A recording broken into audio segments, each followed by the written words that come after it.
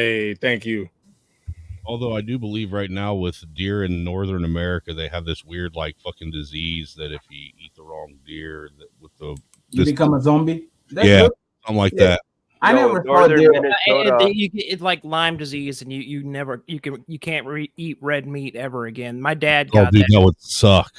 My dad got that where a tick bit him, and he got Lyme disease, and he can never eat red meat again. So he can never eat bacon again. Yep, it's not red meat. Yep. Is that red meat bacon? That's pork. Yeah. That's different. There's not red meat, right? No, red meat is like your beef. Your beef. Your deer. I could live with that. Can I eat hamburger? No, that's red meat. Oh Lord! You have to have a turkey burger. Minnesota right now, we have an issue with deer where he eats turkey the burgers population and like so that much now. where they're just fucking a ridiculous amount of deer everywhere, and people are fucking hitting deer left and right. Deers are pretty dumb, right? Do what? Very much Deers so. are pretty Very dumb. much so. They're dumb as fuck. Super well, they aren't completely like dumb. I mean, I've went whole deer seasons without getting one before, so they ain't completely dumb. Yeah, wild pigs are smart. I like more wild pigs than they are them. real. You can have your head on a swivel in a deer stand for fucking 2 hours straight, and then all of a sudden they're right underneath you. Well, yeah, they are dumb enough to do that. They're and they're not. But they aren't completely dumb. No. They could be. They're stealthy but dumb. We got stealthy but dumb. I was. What was? Just to go back to what we were saying. What were you trying to even get at, Joseph? With the problem with. He was trying to say that objectively you can look at animals within their groups and you can objectively see their behaviors. That's not what he was asking. That they I don't have think that's what he's trying to say, John. I don't think that's. Well, I thought you were referencing our previous conversation. No. Oh no, I'm talking about just now. He was about to say something. Oh, okay. Well, I was about to steel man your position, Joseph. You're in Minnesota. Oh, well, thank you. I appreciate that. No, here in Minnesota, we had a wolf hunt, and we kind of culled the herd of wolves in northern Minnesota. Oh, no, and not that. We put a kibosh on it a while ago, but basically what happened... a day. Fuck yeah. Even personally myself, I wouldn't... Wolves and coyotes. No, there was something different before we got into the... Yeah, before the animal thing. You probably talking about... I guess it's just an observation. Something about red pill, and you had a problem. Yeah, that conversation. I don't know how you put red. Oh, you want to pull it back? He wants to pull it way back. We started selling wolf tags with your sportsman's package up here. You actually get a wolf tag now. Where are you from, Fatty? Recommended that we. You're like the riff-raff of fucking retard high, dude. North Idaho. Idaho. It's interesting. Okay. You automatically get a wolf tag with a deer tag. Portugal, Europe. Sure.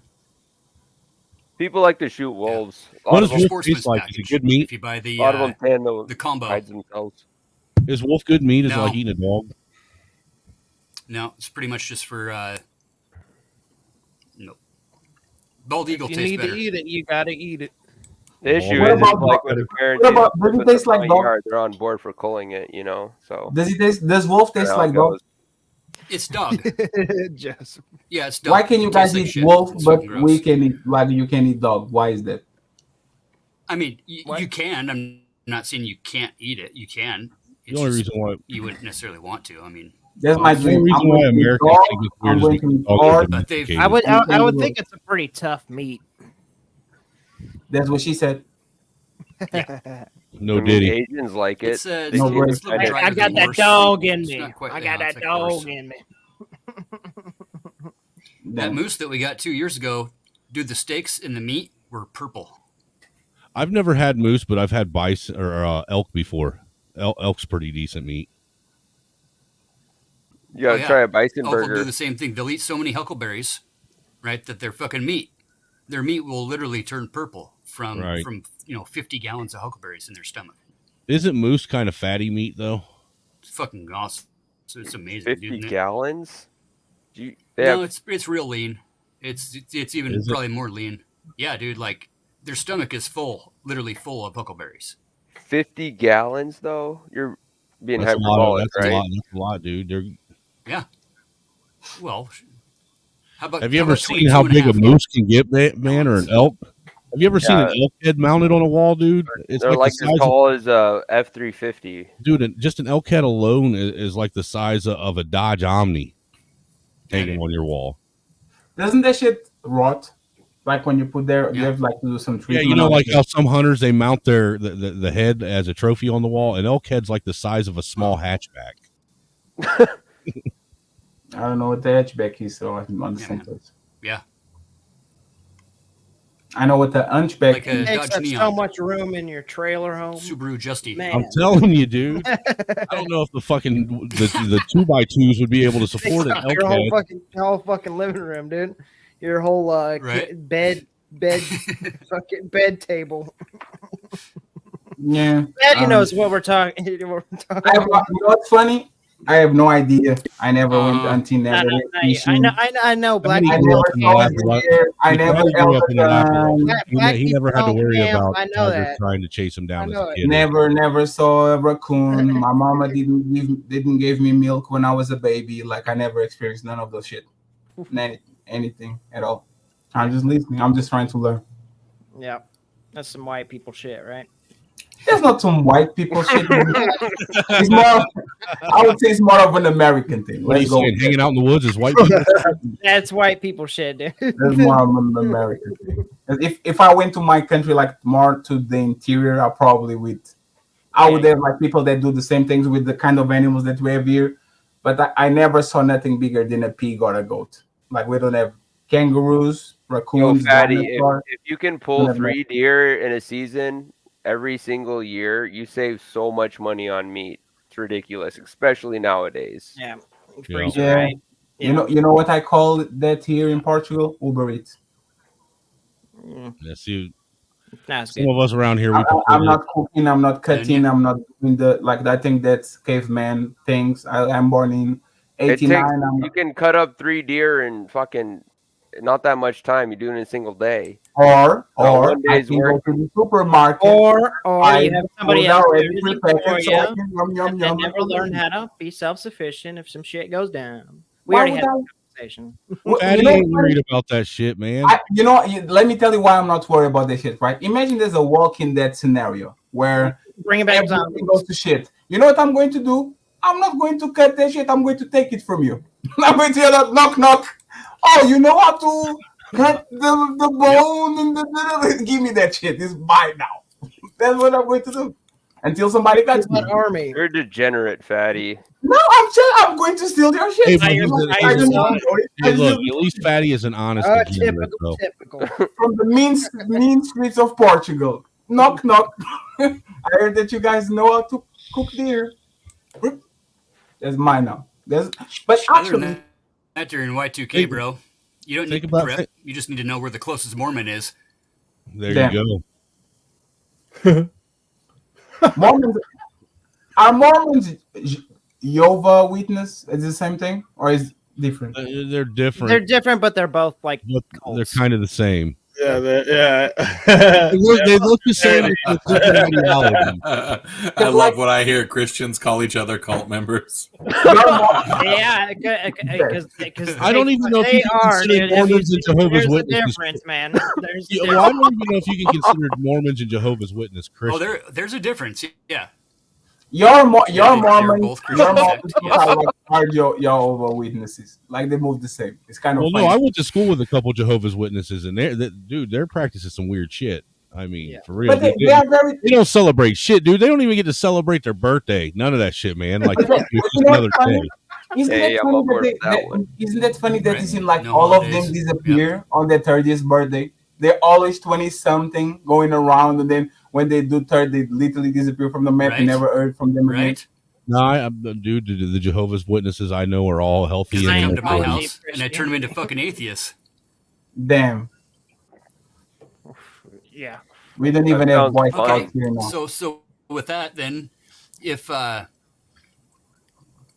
America was founded as a Christian nation, right, from the beginning, if we were declared as a It would Christian have to be nation. the correct. Would Mormons or What is Scientologists this exist business, today? Fatty? No, absolutely not. I mean, you think about it. If you look at the history, was it not the Protestants that Protestants are fucked. moved away from England and Yeah. came over here and started the New World?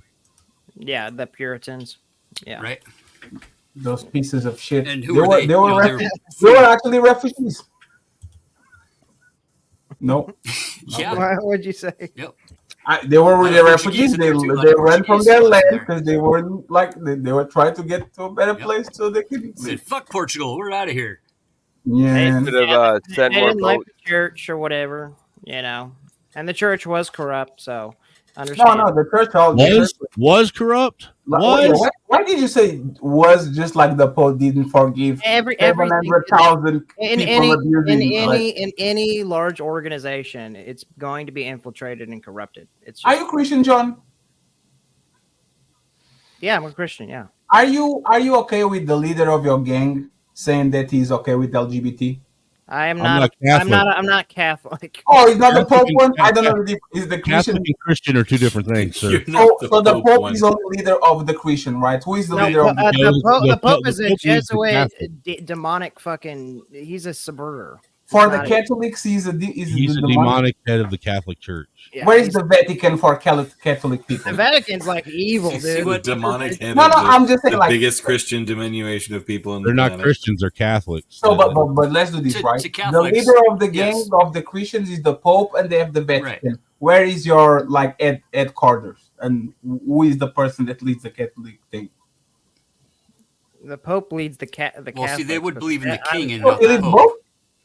Wait, what? Well, see, in the Protestant religion, that- we got Benny Hinn, we got The Protestants are just like subjective, whatever, all over the place. I subscribe to What's the- more of an Orthodox, Hmm.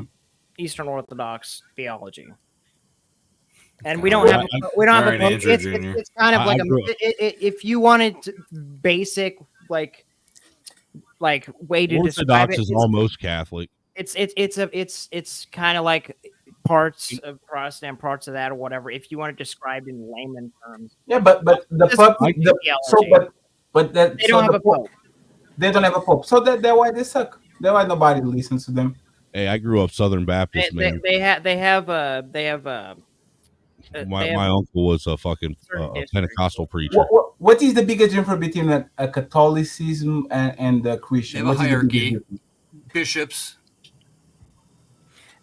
Catholics, they like worship It's the Pope. belief in the Pope or belief in the king. Yeah, They believe that the they Pope is the worship- actual walking They don't embodiment of worship the Jesus Pope, Christ no. himself. Mm. Yeah, So one, That's why the Pope's referred to No, as the Vicar not- of Christ. no. yeah. He's like, they think he's infallible and like can change the dogma Right, but whenever he he's feels not like it. incarnate. No.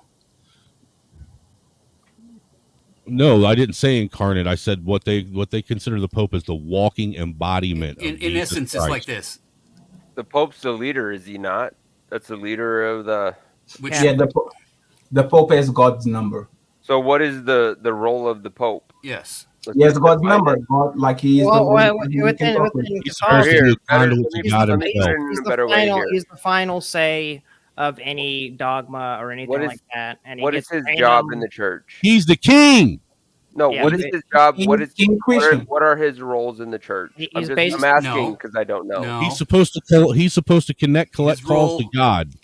Is to Yeah. discern information. He's basically he is the final say on any dogmatic decision, and he gets to come up with whatever the fuck he wants because Catholics are not consistent with their dogma. So he's At at the he's the head That's of the not right. hierarchy That's of just the not- Christian that's- church no, in that's order not. to keep some No. type of cohesive.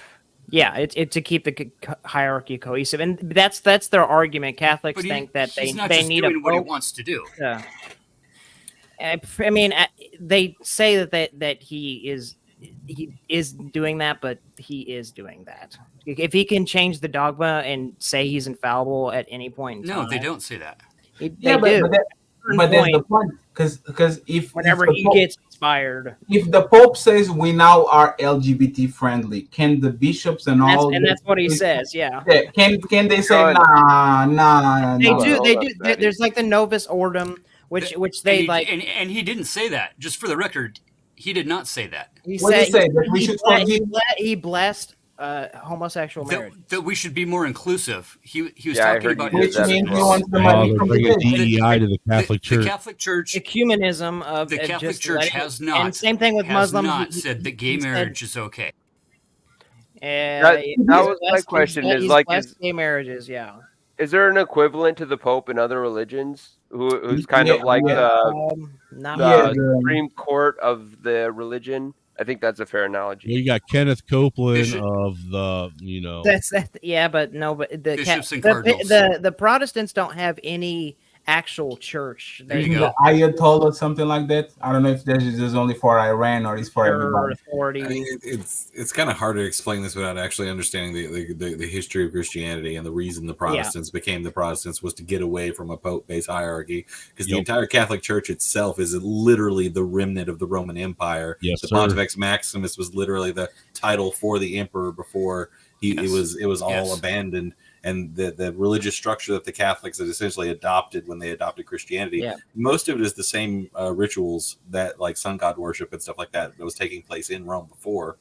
So the whole beef when people actually started reading the Bible and were like, wait a second. They started putting in like fucking Aristotle and shit like that. They just pick it. They started picking and choosing random shit, but not all but the sacraments are not pagan, Somewhat, but they no. do a lot of weird Not shit. really. Yeah. So what did I mean, most of They it. did have a period in time and where what they was were their glue? doing that. What was the glue that the Protestants used in lieu of the Pope? Or that's kind of my question here. Oh, the Protestants don't have The any king. cohesiveness at all. The king. So it's The king. decentralized. The king is the more. answer. It's completely like not asking it's really for about, that. it's really about At the count down the time. joke and make up whatever he wants, and then that's it. It used to be a little bit more No, that's like not it. No, cohesive, but not really. no. What is it, Fatty? What's fatty? Like in the 1600s. No, Fatty. My question It's the was difference- is like so. it's Say the if difference Protestants between the broke king away and the Pope. Hold on. My question was if the Protestants broke away because they didn't like the rule of the Pope or that way of keeping the religion cohesive or interpreting the text. What did Protestant? They broke away, so they must have had some type of idea of keeping it cohesive, or They're not cohesive. There's no loosing and No, there binding are of sins. Ton of They Protestant have denominations. they So have, they're- it's they have hodgepodge, no it's kind they of have no actual tuned from the authority hip. but yeah, you can. They don't have any like catechesis to like bring people into a church and give them like a test to make sure they're actually faithful and doing works and things like that. There's none of that. They don't have. They don't even believe in the sacrament. They don't believe. Some of the Protestants don't even believe in baptism. Some of them don't. They don't do the body and blood of Christ. They don't do any of the actual original teachings of the church. Well, look, like me growing up Baptist, Okay. we weren't Okay. allowed. Perfect. Yes. Perfect. Like they just get to make up whatever they want, and they get to make up whatever version. You're right, they do, because No. like I remember Okay. growing up, I Okay. wasn't allowed to take communion until I got baptized. You weren't allowed to get baptized until you were a certain age and you'd been saved. And it depends on your sect for Until you yeah, went it's through very- confirmation. Well, that's that's a Catholic being thing. that's a Catholic thing, but the Baptist equivalent of Catholics that have was a lot- basically that's- being saved touching and on getting here, look. baptized. like the closest you can say that a Protestant to like a Catholic would be like maybe the Anglicans. I would say they have a little bit more of a high church view, but they don't actually Yes. believe in authority of the church. They think it's an invisible church and anybody can make a church. Right. And- You know what's funny, John? You know what's the similarities between all of them? None of them No, are real. not- None of them are true. Okay, I get None it. of them are real. They're as real as motherfucking Naruto. In 2,000 years, we're going to say Uh-huh. there was a guy that had the bell. He I'm said on as the real as phone, Naruto. They had the saying- beast in his belly. Deny a bunch of history then. All right. What history are you talking about? The history of the church. What do you mean? Yes, and what does that mean? We're talking about like how society is religious together, and then they have Okay, some so- type so of when through did- line that they all adhere Well, isn't to, it- and it's Yeah, not but what all does that mean? peppered around. Where Thousands of years, all the Well, way back. What does Yeah. that- what- Shouldn't you say the first in government was thousands, in thousands of years, Harry Potter will have thousands of years. What does that mean? Harry Potter will live. That's No, we're not a talking great like argument. the 1600s, the early 1700s. Yes, but that's the thing. If you in 400 years, things that were recent right now are going to have 400 years. That doesn't make them real. I don't get it. What? Time doesn't make things real. You're just and it's, of course because- not. We're not. It's not based off that. It's an entire system. It's an entire theology, and that can be proven. And what you believe the creation is. That You can be you proven. can believe in the Big Bang, and believe in all that shit if you want to. That's fine. Congratulations, you have a different creation myth. Where did the Protestants and Anglicans? Nobody knows. Why did the Protestants and Anglicans break away from the Catholic Church? Oppressive rule. Because they Why wanted did the money. Protestants and Anglicans break away from the Catholic Church? Why did the founding Oppressive fathers? rule. They were tired of being oppressed. Martin Luther famously made a list. The Pope. Yeah, and then hung it on a door. The Pope was also the king. Yes. Correct. Well, Yes. no, he worked And with. the He worked Pope was with also the the king. king. The right? Pope, Holy Roman Empire. He was the king basically dealt out the orders of the Pope. Let's keep. So basically, they didn't like their cut, so they separated themselves. It was succinct between. The See, it depends on when and where we're talking about. I mean, at We're one just point in throwing- time, that is true. kings wouldn't even go to war without the Then Pope. there was a discrepancy. Okay. Exactly. And then there was a discrepancy on who should hold the power. Ratty. It all comes. Yeah, now it's just the state and whatever the fuck your random morals. Yeah, because Henry VIII was like, and it who "Fuck you boils both! I down want to to divorce who this is bitch," responsible and so for he making made up his dictates entire own your ethics. religion. Yes, exactly. Yes, right. And they said that the Catholic Church has too many rituals. It's all about the rituals, okay? And it became super. The Protestant side would say that the rituals are the evil, right? The having to go to communion, all the stuff that the way that the original Catholic church Mass did. itself is orientated is a ritual, and Yes, they don't believe Protestants it only acknowledge the holds book. higher meaning Yes. than God Himself. Yeah, they just acknowledged the Where book. Catholics say that if you don't go through these certain types of rituals, yes, we get that. Yeah. Yes, because Catholicism Right. was the first religion that was probably just kind of made by Rome, whole cloth. Where Rome made it. That. Can I ask you a question, John? Because it started in Your Rome, face is crazy. and the emperor transitioned into being the head of it, and There wasn't Christianity before. I mean, you can't argue that. You're Are you clipping just all saying- this, aren't you? There Clipping every bit of it. wasn't. Are you just saying that's where it was created, or are you Jews, saying and Rome then did it? sacraments, and then the temple fell, and all this stuff happened. It's just nope. Rome easy made it up. highlight No, this comment. no, Animated. I think you're talking about a Animated bunch just of- made up that Rome made it up. He just made that shit up in his you're head. talking about a bunch of Jewish that's stuff, right. right? It's a common thing some people say, and it's just to Highlight discredit Chassis Christianity comment. or whatever. But it's like denying all of the Judaism and things that came before it. No, it's not at all. It's the fact that Rome sacked the temple and then had the book of the law and all of their sacraments for years, and Rome was really good at fucking with other people's religions. And they hated the fact that the Jews Where are were a you huge getting- thorn in their side. What are you talking about? Getting it Where- from history, man. Getting Let it me from ask- history, man. That's a And the that's a fact that good multiple argument. people have already cited the fact that the New Testaments basically are myths, like Dr. Richard Carrier and stuff like that. I Yeah, think They're all saying that's it's- Jesus wasn't I'll tell you this. And It's Jesus more- wasn't an actual person who walked Yeah, around. correct. It's very possible that he wasn't Oh an my actual God. person.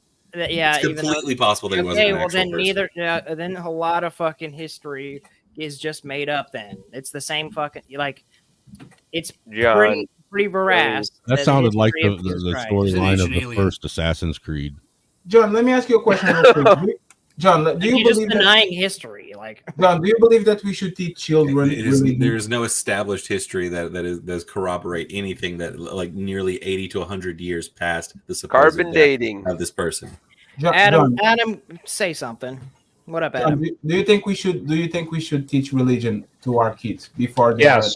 Yes. So what's the difference between that and people from the trans movement teaching kids about things they don't believe? They Consent. don't- Next question. No. It's a very serious question. I'm not even trolling, right? So that's a big jump, though, man. So now, one second. One convo, man. You want to jump into something? I know you guys. I know you gentlemen are pretty smart. So go think with me, right? The big problem with the trans community is that we are teaching people to believe that things that don't exist and we have no proof, right?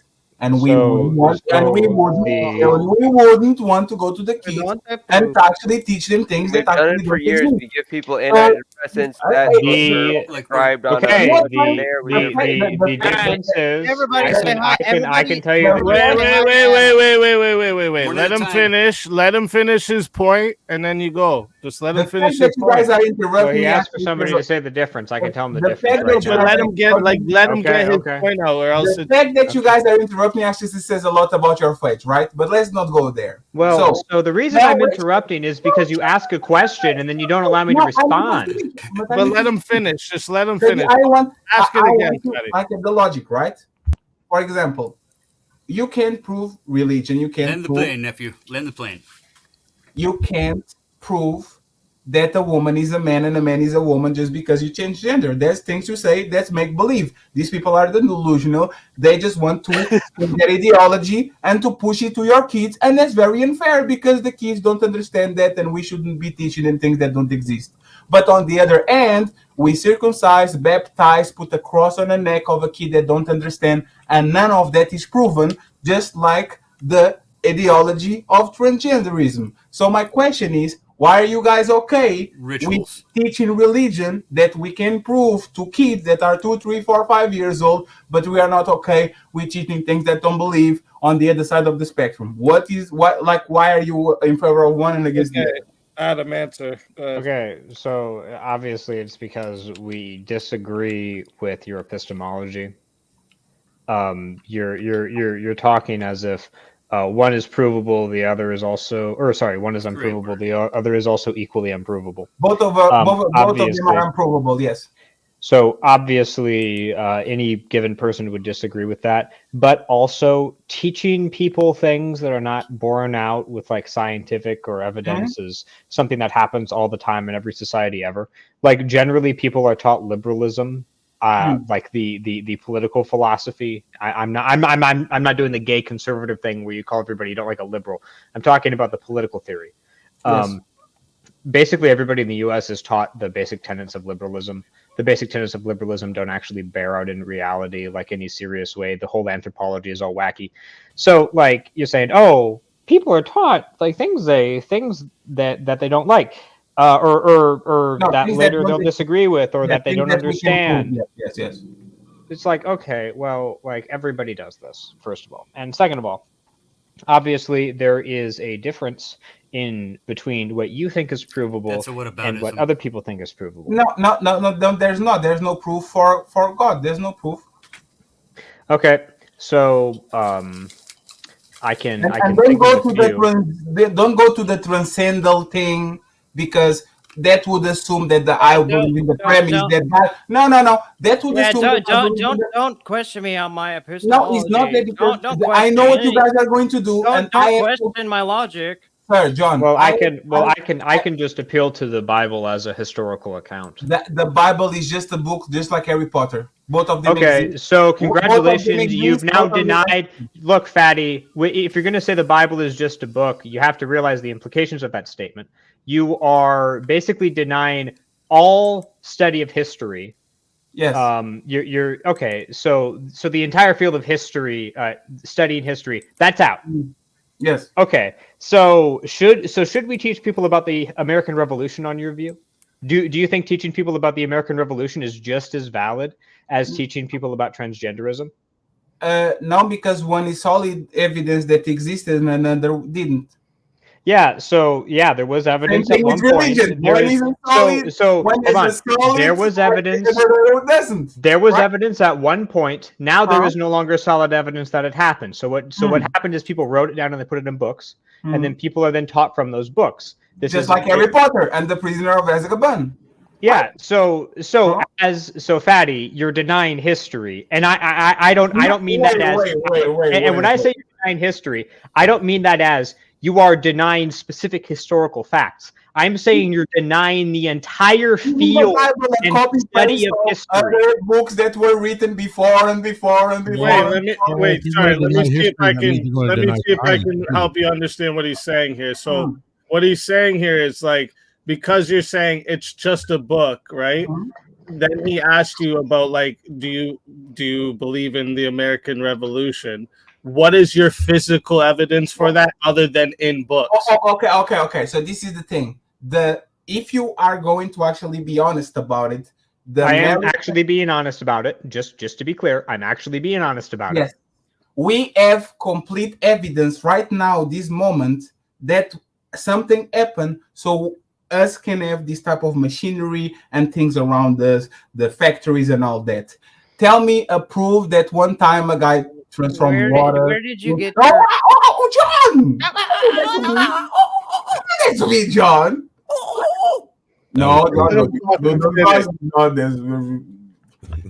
but that's what you did. That's what you did.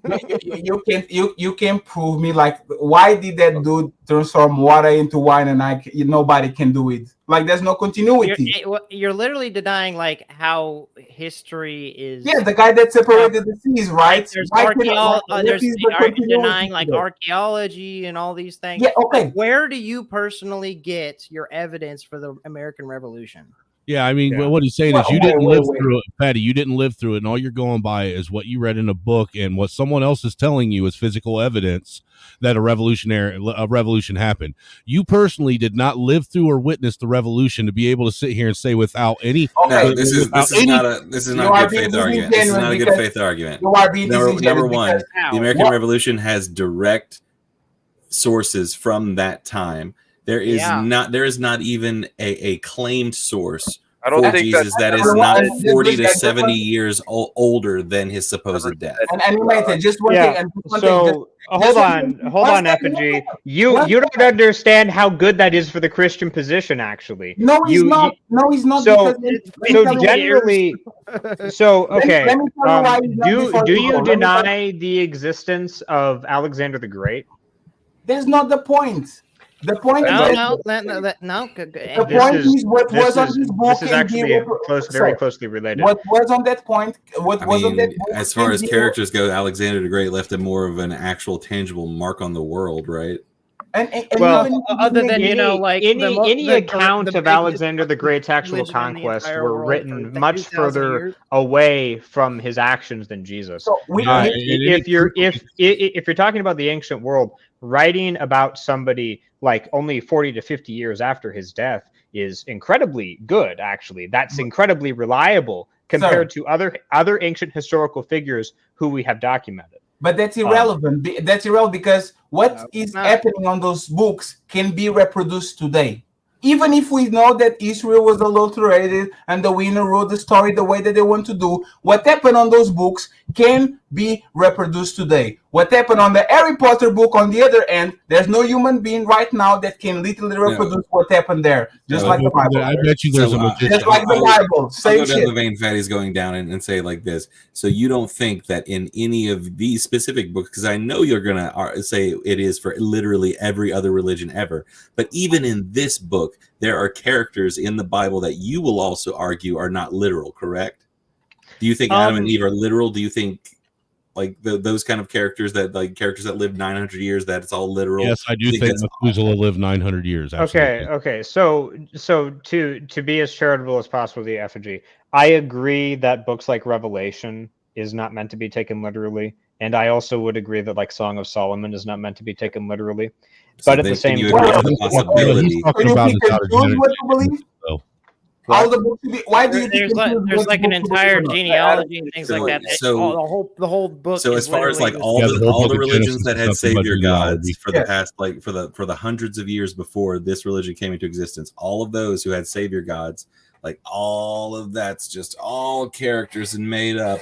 But this one savior god in the book that you happen to ascribe to just happens to be a historical account. Just because years and years after supposedly he died, like when it became really popular, because a certain set of circumstances had happened, that makes it all correct. Like so actually, you may not know this, but I actually think that a lot of those old religious texts might actually be saying certain things that are true. Even about like Hindu scriptures, like the sutras. I don't see a reason to think that they aren't talking about shit that actually did happen in ancient history. Even the supernatural shit. Obviously, I haven't gone through each of them with a fine tooth comb. Oh no, but I don't. with But you too. I don't see a reason to deny. I'm just wondering why, like this specifically, you just have no doubts when there's no contemporary evidence. I mean, you're sitting here saying that this is evidence of historical fact, and when you look at it like that, you know that like on the resurrection day, it literally says that there was an earthquake that split like the Jerusalem in half or something like that, and that the dead rose from the fucking grave. Just personal incredulity. That's just personal incredulity. So first of all, this guy going. Well, he just said that this was historical fact. So dead people rising from the grave you would think that, and there are historians at the time that live at this literal time. And the people and places, you're talking about the miracles and things like that. We're just talking about the genealogy and the historical people. No, I'm going farther than I don't know about you, weirdo. I'm going farther than that. I mean, I do believe that stuff, but like for him, for the argument's sake, like you can see the genealogy and things like that. You have tablets with so okay, a few things. The genealogy what we talking about. And did you guys notice why you guys didn't answer my question? Why you should teach something to the kids? Just let Adam talk. Right. Okay, so John, to answer a few of these things you're saying, animated after. Go ahead, Adam. Sun going black, that can easily be explained by an eclipse if you want a purely natural explanation for that one, but that's not the fun one. Yeah, well, that's the boring one. That's the easy one. Yeah, that's the easy one. The fact of the matter is, in historical documents, obviously we don't expect every single thing that happens, even significant events, incredibly significant events, to be recorded. It doesn't really surprise me that there's only like one or two separate sources that talk about the dead rising from the graves in this earthquake, because there is one, and well, actually, I believe it occurs in a few of the Gospels. So there's a few that do actually say that this happened. Atheists have this sort of unprincipled. That happened on Naruto too, when the Madara resuscitated all the like that happened too in Naruto. Like, why is your book special? I have no idea. So I don't know really much about Naruto. Are you talking about Naruto? Why is your book special and the other books are not? Like, what is your book? I actually, so I don't know if you were listening to me or not, but I didn't actually claim. Your book special? I actually claim the opposite of the Bible being incredibly special when it comes to these miraculous claims. I think that there's good reason to believe that some of these other religious texts probably have real miracles recorded in them, created by other spiritual entities. I don't get your position correct. Well, the thing is, the Old Testament was correct. I want to stick with the historical thing, because they're never going to believe any sort of supernatural anything or anything non-material. Very convenient that they don't believe in anything non-material. John, it is very convenient that miracles appeared when we had books, but as soon as we got cameras, those miracles disappeared out of nowhere. It's very convenient. Do you believe there's no Sumerians? So there are actual miracles that are recorded on photograph, at least. There is one I can think of, like conveniently, right? So that's a polemic that isn't really backed up. I don't know what that word means, sir. When you use words used to simplify the conversation, not to make it more difficult, I don't like that. I talk here like I talk in real life, unless I specifically say the phrase insubstantiated rejoinder, in which case I'm making fun of you if I use that term specifically. So anyway, back to my point. There was actually a rather recent miracle that happened in the 70s of a guy who was visiting an Orthodox temple. I would have to find this again. No, I believe it was a monastery. And there was one of the elders who recently died. I think that guy is now a saint. I would have to check. But he was like taking a picture of the icon corner, and that dead saint or elder possibly appeared in the picture when he wasn't supposed to be there. So that's actually an example that goes directly against. And he was dead. Yeah. Yeah, a dead guy. So that is an example of a miracle that happens through a camera. What happened exactly? Did you? I'm not fucking repeating myself. Go. I truly something else. apologize. I was Literally Fuck off. a picture. I saw a supposed person that I didn't ghost know. was a What miracle. actually happened? I'm sorry. I apologize. He said that there was a miracle that happened. And it Yeah, was well, what was recorded. the miracle? So the miracle was okay. Simple version. Somebody takes a picture. Somebody who was not originally meant to be in the picture shows up in the picture. Very clearly and obviously. So what's more likely that a supernatural event occurred, or that someone is lying to you? So it's actually impossible for me to calculate that probability. When you're talking about probability like that, you have to have a way of like telling me like percentages of each. Yeah. You don't have that. So what's the default answer to unsubstantiated claims? So the claim is substantiated because we know that the picture was taken and we know about when the picture was taken. We went from parting the season, resurrecting people, to taking the picture. Yeah, so obviously there are different kinds of miracles of different level for evidence than I do. There's a miracle, a picture, and a person shows up that they should meet it. There's a miracle. Okay. Yeah. Okay. So like turning water into wine is obviously less bigging in your face than raising the dead. Those are you would admit that they're both miraculous. There's just different levels. I mean, you can admit though that you've given an extra hurdle, right? Yo. In the back, someone named Reese. Can you just throw up a peace sign so I know this ain't a loop? Reese from Philly? Okay. Yeah. I just wanted to make sure it was a loop video. What's up, Reese? How you doing, brother? But do you see what I'm saying? Like, Adam, like having a conversation in good faith, right? No, only bad faith. I'm evil. No, that's I'm evil too. I got you. But it's like the thing is, and this is what actually like it pissed me off. We have one people that are the most intelligent, very logical for everything and anything. Yeah, I'm incredibly smart. And as soon as you put religion on, they're brilliant. No, don't roll your eyes, John, like a modern woman. Why are you doing that, John? You're at the bell curve there. Because you're just being facetious. I'm not being facetious.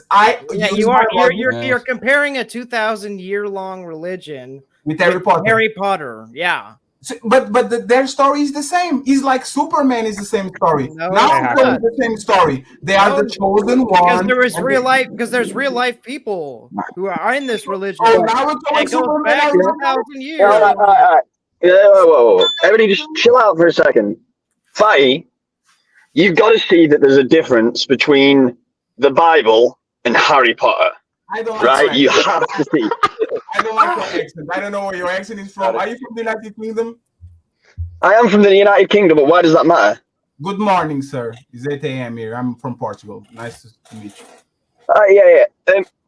You've got to admit there is a big difference between a book like Harry Potter and the Bible. What's the difference? So why do you keep conflating the two, right? We have the author of Harry Potter, and she herself claims it to be made up, right? So these aren't the same thing. We don't have the author of the Bible here saying he made up these stories. So these aren't the same things. So using them as the same things is disingenuous. I'd also like to say to Adam, he's going to also give you. He's going to also. Fatty, he's going to also argue for you. I seen him in the chat. Just I know the game. Hey, let him finish. Just let him finish and then respond. Just let him finish. I know what he's going to say. Go ahead. Right. So the first thing I need to say to Adam is, before, when he asked you to use simpler words, mate, you have a very good grasp on the English language. He is Portuguese. Better than you. But you can try and ad hom me if you would like, but no, that was a joke. Okay, right? That was funny. Yeah, but you interrupted me. I say better than you and your English, the joke or whatever. Right, yeah, but you interrupted me to make a joke, which was an ad hom. No, it wasn't an ad hom. You don't know what a fucking ad hom is. It's attacking my ability. Wait for a minute. Okay. So an ad hom is a form of argument. An insult is not an ad hom. Shut up. Okay. Verbal combat. Just let each other talk. Okay. Yep, let him go. You have a good enough grasp on the English language to be able to use simpler words when you are talking to somebody whose second language is English. For you to just refuse to do that and get angry is disrespectful on all regards. If he started talking Portuguese to you, right, or Spanish or whatever language he would like to you, and you didn't understand it, and he was like, well, fuck you, that's not an argument, bro. Don't do that, right? Okay, I'm not gonna dumb down my language for people. No, it's not about them in the language, right? Well, no. What is the purpose of words? What is the purpose of you speaking, right? What is the purpose of you speaking? Why do you speak? So the purpose of words is communication, and if I'm limiting my lexicon, I'm not communicating as well as I could. No, because you're trying to communicate to another person, aren't you? And if the words you are choosing do not communicate the meaning that you are trying, you are failing. You yourself is failing.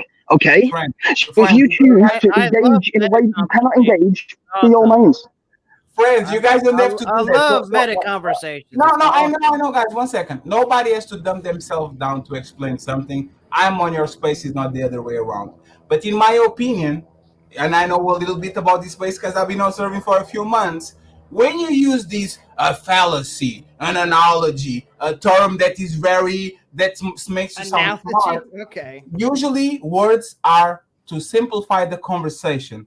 A fallacy, so we identify whatever happened wrong on there. And I noticed that a lot of people use fancy words not to simplify the question, the phrases, but to look smart and to make sure that the other person doesn't have the right to respond. If you talk about things that I don't understand, very specific because you're talking about something specific. Yes, that requires a specific word to describe it. Yes, then if you have a problem, you can go, hey, I don't know that word. And that's what I did. I asked, can you explain to me what is it? Yeah, he literally did that. He said that he does not use that word, and you refuse to explain it, right? No. If you do not understand that. Did anybody make fun of him? No, but you didn't. No, but you are wildly different. You can't use those in the same term to make them seem to be the same thing. Okay, as like some type of deceptive way to debate or being smart, because they're wildly different. Analogy is just a way of trying to transfer logic. So I'm being accused of shit here. So I have two things to say. Sir. Defend yourself. I have two things to say. First of all, I talk on here like I talk in real life. I don't dumb myself down. I don't like to do that. I think that's stupid. Second of all, if I said a word that you didn't understand and I didn't clarify after you asked, I'm sorry. I missed that you asked for that, and I'll try to do that in the future. If you did, I genuinely didn't hear it. No, it's fine because I'm prepared myself to go up the scale, right? On the I don't understand half the shit. And like, there's some people up there that use like difficult language that I don't understand. So I'm training with you guys so I can get up there one day. So thank you very much, Adam, for being a guinea pig. I appreciate you more than I appreciate the other fatty. Thank you very much. No, I like the That's not saying very much, though. You know. And by the way, just let me say one thing about your personal point, right? And thank you for having my back. I appreciate you, sir. But that's the thing, right? So you are like there's a fallacy in what you said. You said because the writer of Harry Potter says it was a fictitious art, right? But if Speakeasy tomorrow comes with the book saying the Superman and Naruto, and I ask, hey, Speakeasy, is your book real life or it is fictitious? Then he says it's real life, brother. There's what everything I wrote on this book is real. That doesn't make the book real. That's literally like just because the author said that it was real or fake doesn't actually make that, because and then I give you a stone tablet 2,000 years ago that shows the same exact story. I'm going to pass you the microphone back again. O.J. Simpson wrote a book saying if he does, what if I did that? And he did. It's a fiction. I never did that. I'm just saying, what if I did it? And I was going to do it. Everybody knows that shit was actually facts. You just said he doesn't want to go to jail. So the fact that you say he's a fiction or O.J. Simpson, that doesn't mean that actually it is. Okay, you got the floor. So if I come to you with a book and go, hey, this is an actually real book, you say, no, this is like a fiction or whatever. No, I said, prove it. And then I go, hey, here's a stone tablet from 2,000 years ago that we found that shows the same story in the locations that the book said it was in, and it was found in those locations. Is that good enough evidence to show you that there is some legitimacy to the book? No, because there's thousands of allegories. So you're denying archaeology too. No, sir, there's thousands of allegories that were passed since the day of the caves until the day we have today. But it's a specific tablet, specifically with a specific character, and was in a specific location described within the book.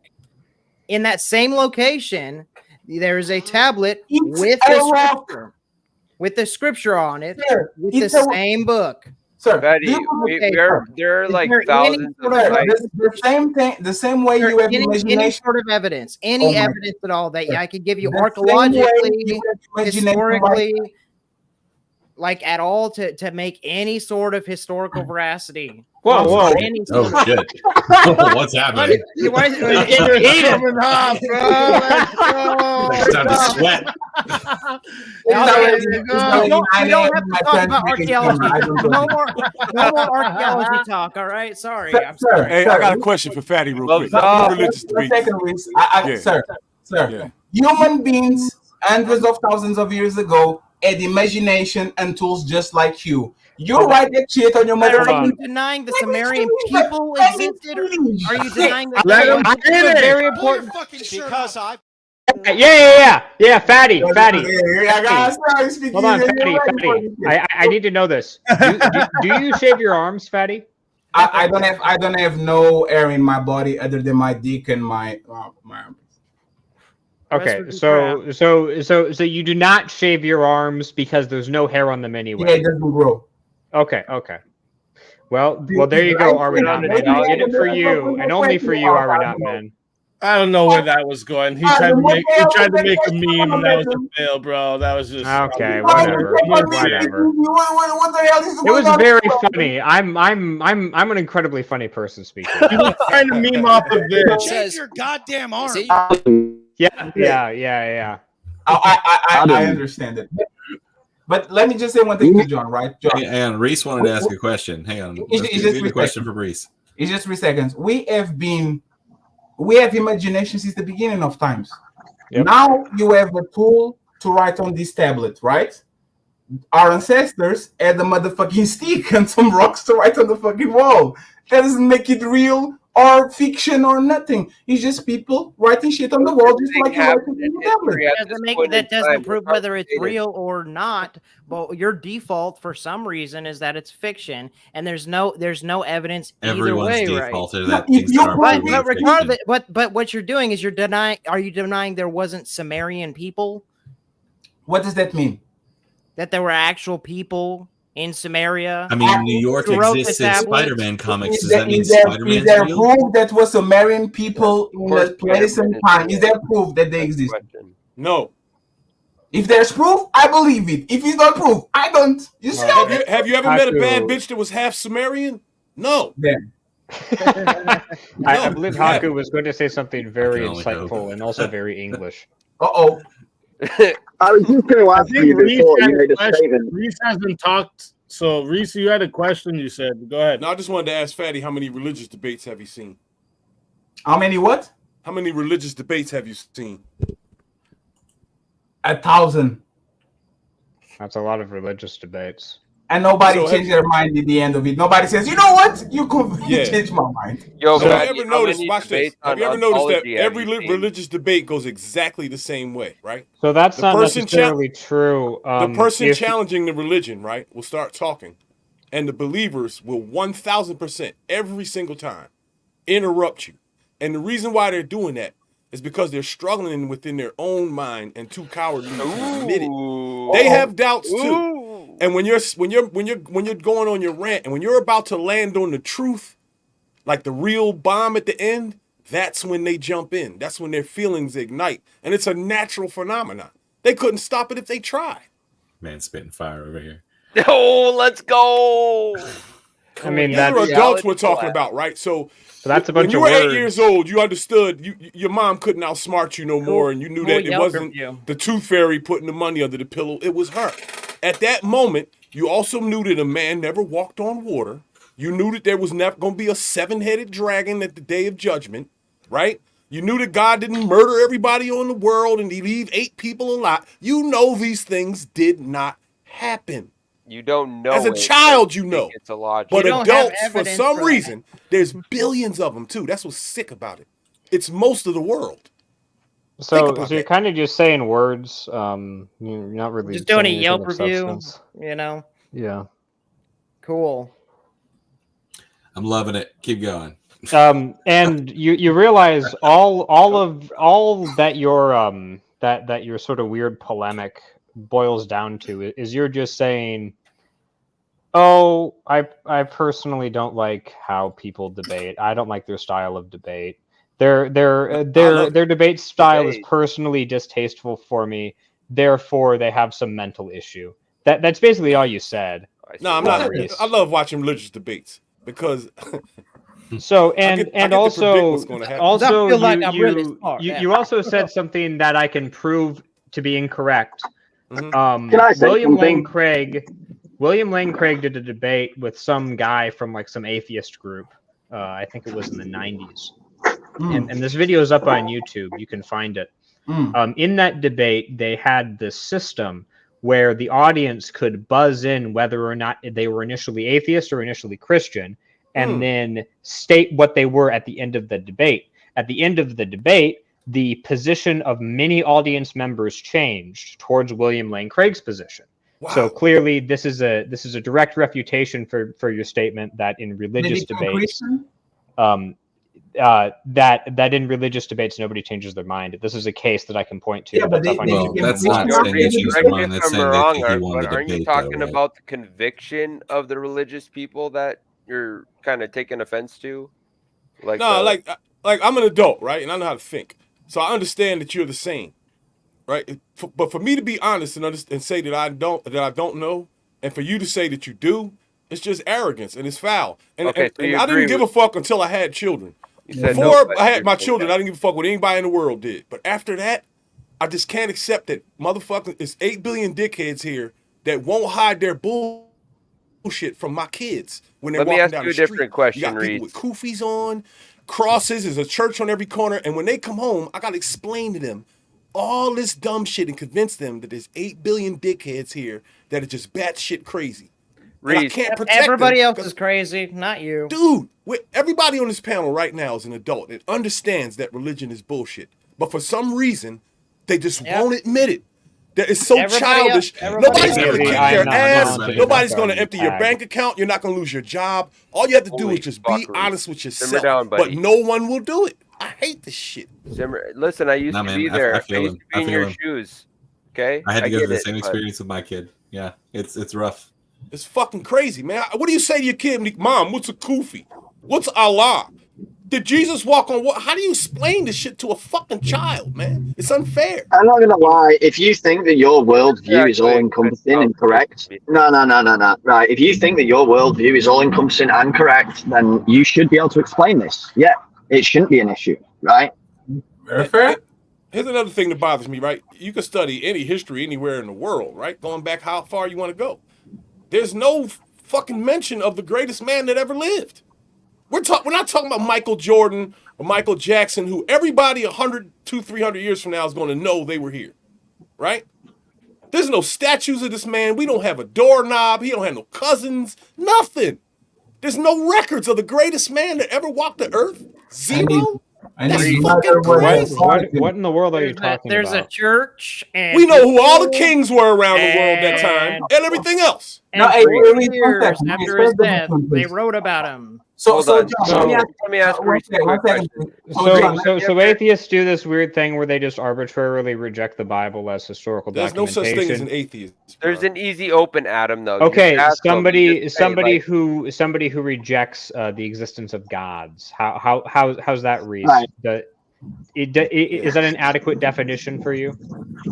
I think we're gonna bring back the word normal, right? And get rid of words like atheist and homophobia and anti-Semitism. Yeah, those are umbrella words that don't mean anything. All they do is mask bullshit. Oh dear. I'm normal. And the dickheads have the problem. We're the ones being arrogant. Back up. We're the ones being arrogant. Whoa. What the fuck did you just say? Yeah. Right. Normal people. Wait, how do you get your definition of normal? I'm just... Wait. Why did you list atheism, homophobia, and anti-Semitism as examples of being normal? What the fuck? I said they are umbrella words, right? They're shields.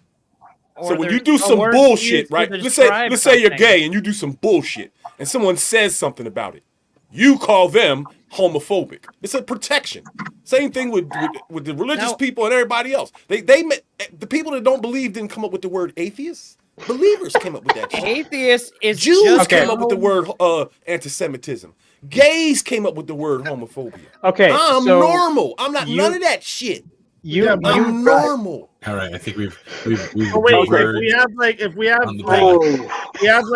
a name for people who believe in God or a deity, right? We have to have a word for someone who doesn't, right? Okay. So because if we don't, then we can't communicate. Like the whole point of words is so that we can communicate what we're talking about. So when someone's saying you're an atheist, they're saying, just like what Adam said, is that you're someone who denies there being a deity. Oh, and so okay, I have two things to say. I have two things to say on this, and so first of all, the etymology of the word atheist, it's literally the prefix a and then theist, which means belief in a god. Yeah, I get it. You don't understand words. Belief in a god. No, stop, because I know what you're trying to do. I'm an agnostic. If you present me proof that God exists, I will accept God as my savior. No, not you, Fatty. Not you, Fatty. They were talking about you do not understand the point I'm making. You simply don't understand the point I'm making here. The specific. This is a specific limited point. That the term atheist. Yeah, these are really old words.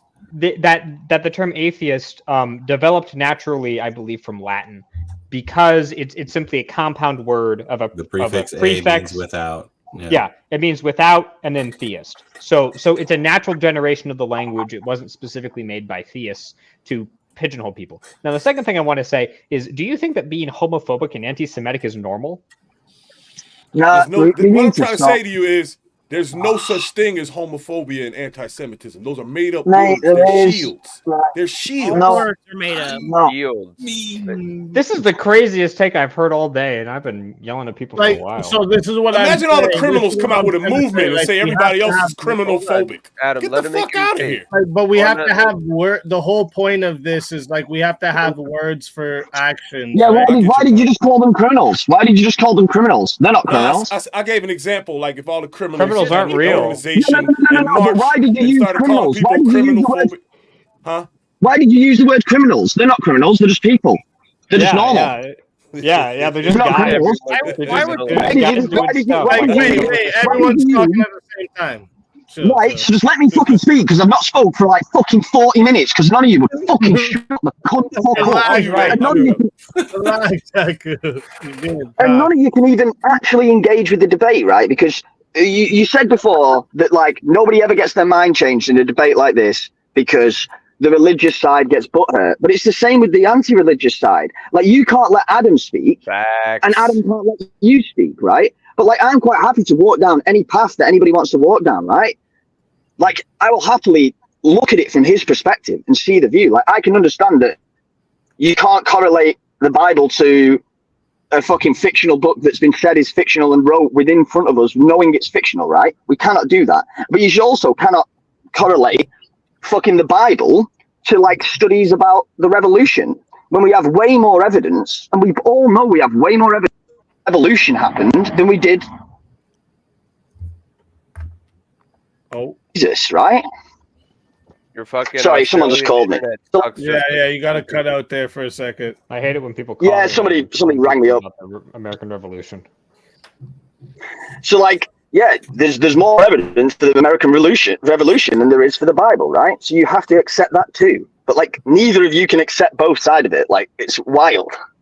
If you want to have an argument on the legitimacy of historical text, you can have that out. But also, Adam, I've changed my beliefs. I'm a man of God now. You know, all it didn't take a debate. It took all the atheists doing actions that made me go, fuck me, I can't stand with these guys.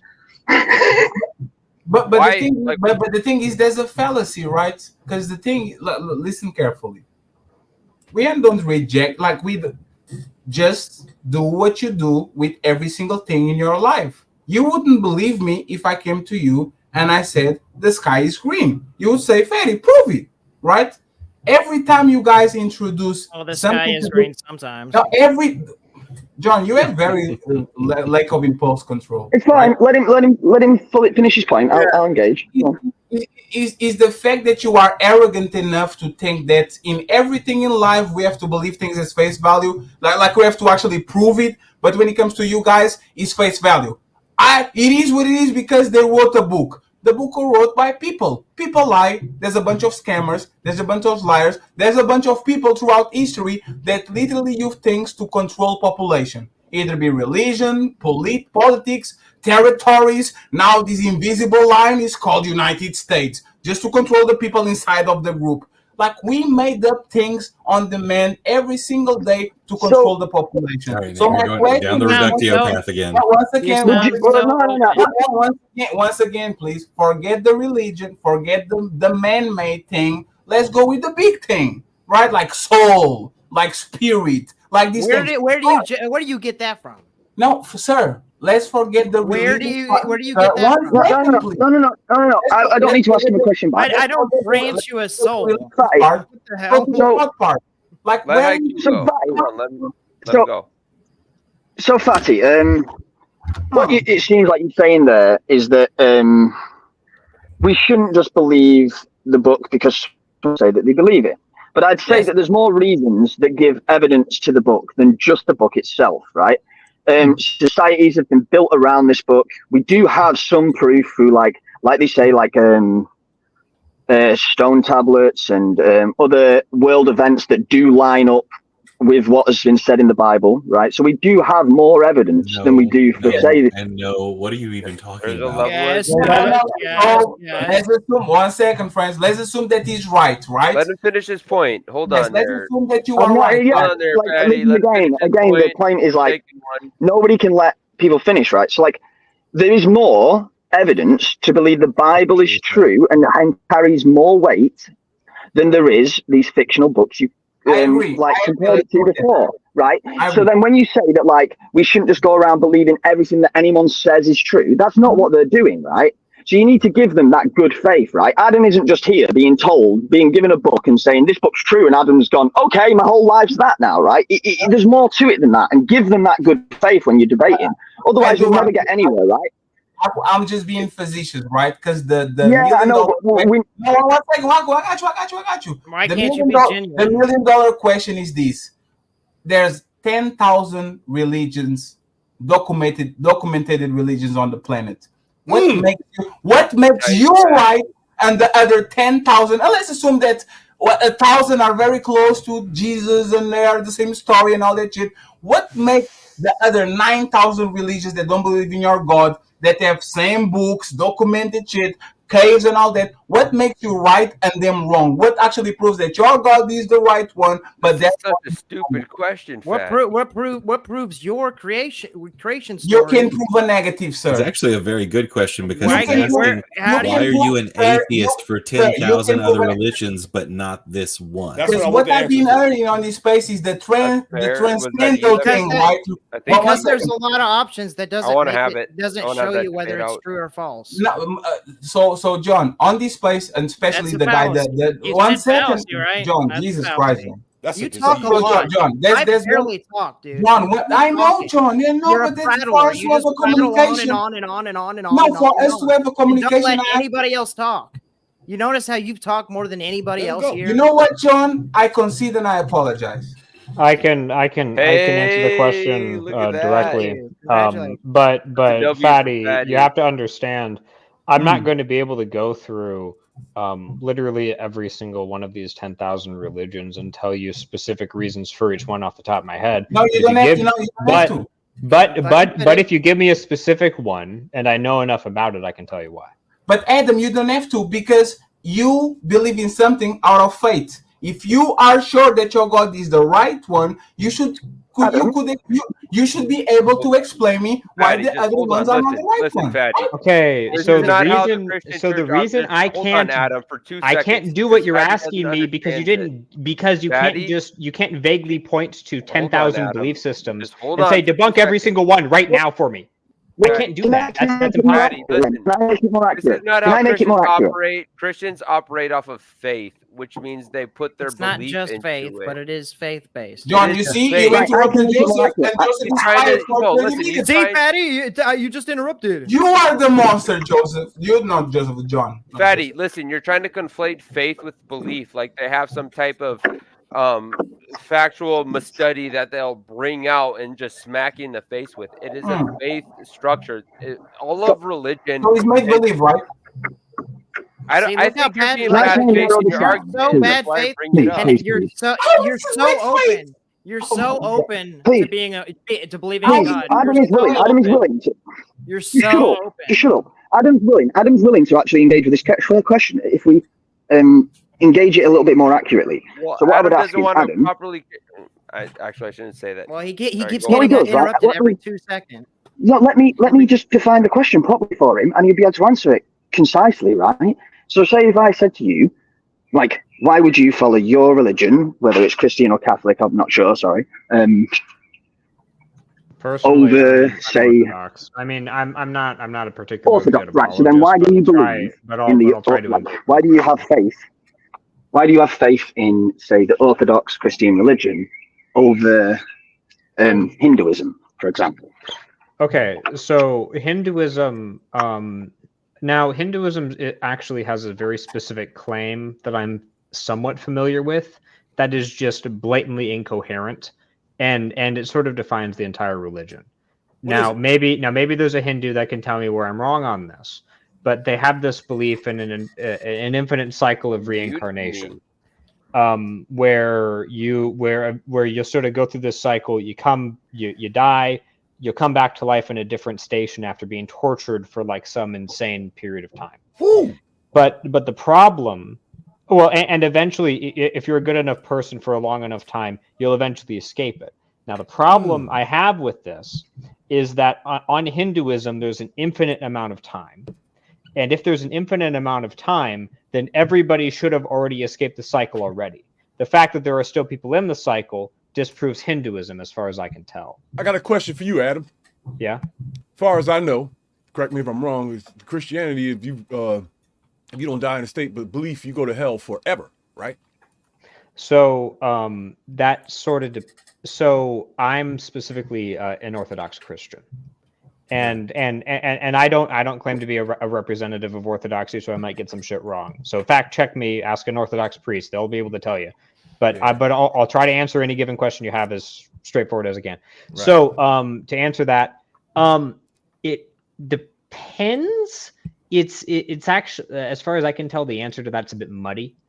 It's possible that it might be forever if it's temporal, but it seems, as far as I can tell with the theology, you can actually get out of hell if somebody prays for you on earth, or if there are people who are interceding on your behalf if you die. Now, and there's also a distinction between pre-final judgment hell and post-final judgment hell, which are separate states. You don't think that's just as ridiculous as what the Hindus said? So the problem I have with the specific Hindu belief is that it is contradictory. This belief is not contradictory. This belief is coherent. That's the difference. The problem is internally coherent, and the other one is not internally coherent within the worldview as a whole. And this is why it is an entire worldview that has epistemology, metaphysics, theology, philosophy, and all these different things encompassing it. to create a religion. Okay, and this is and why you have to take the system as a whole, and that includes anthropology, a creation story, and a historical account.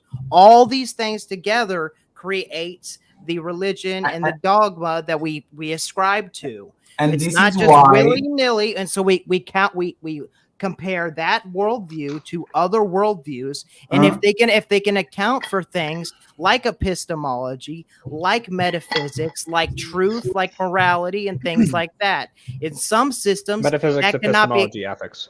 Yeah, and if they can't account for those, then that system is bunk. And one of those systems is materialism, because it doesn't account for any of those. And so you're in your view, you actually can't account for any of them. And this is why there's a problem with this conversation, and this is what here we go. More personal. No. You know what's funny? More meta conversation. Go, John. Let him go. John, you are very emotional, John. So this is what you do, right? This is what you do. Like whatever person on the panel talk about Hinduism, and now you're pigeonholed into comparing Christianity or Catholicism, whatever your God is, whatever the thing you will believe, with a single one religion. When I said there's 9,999 other ones, but have time for that. What does that matter? Oh my God, Joe. Because it's just personal incadoodly. No, it's being used as a cudgel or it's used as leverage to say like your religion has less validity because there are yes, exactly. But you're talking about aspects of consciousness and belief of existence, and I don't see how that has any bearing in the conversation. Just because there's 9,000 of them, you're suck. Let me explain. And that's actually a logical fallacy. Just because there is people who disagree and 1,000 different options, that doesn't tell you whether the one option is true or false. But that's the point. You can prove that yours is actually the real one, and the other ones are not. And I just explained to you how we would the methodology to determine that. I know, sir, but you didn't understand any of that. I did not. Too big. Sir, it's a straw man. It's like you saying a straw man of who? Who am I straw man? Here's a straw man example. You're just saying words. Straw man. No, sir, stop that. How is he straw manning you? Give me 1 second, please. If I say describe me a tall person, and you say I'm the tallest midget, does that make you tall? Absolutely. Is that what I did? A tall? No, look. You see, height is relative. You can't even control your no impulse. Ontology to height. Well, you can't even control your impulses. Can I try and bridge this? Just because you are the tallest midget doesn't mean 1 second, please. Just because you are the tallest midget, that doesn't make you tall. Just because your religion is better explained and sustained and can be better explained than the Hinduism, that doesn't make that your religion is right. There's a fallacy there. So that's my question. Again, I pay very good attention to this place, and I know very big content creators that listen, that's not the argument being made here. You guys got it. So yeah, I can kind of just throw this back at you, because if you so the term religion is very loose.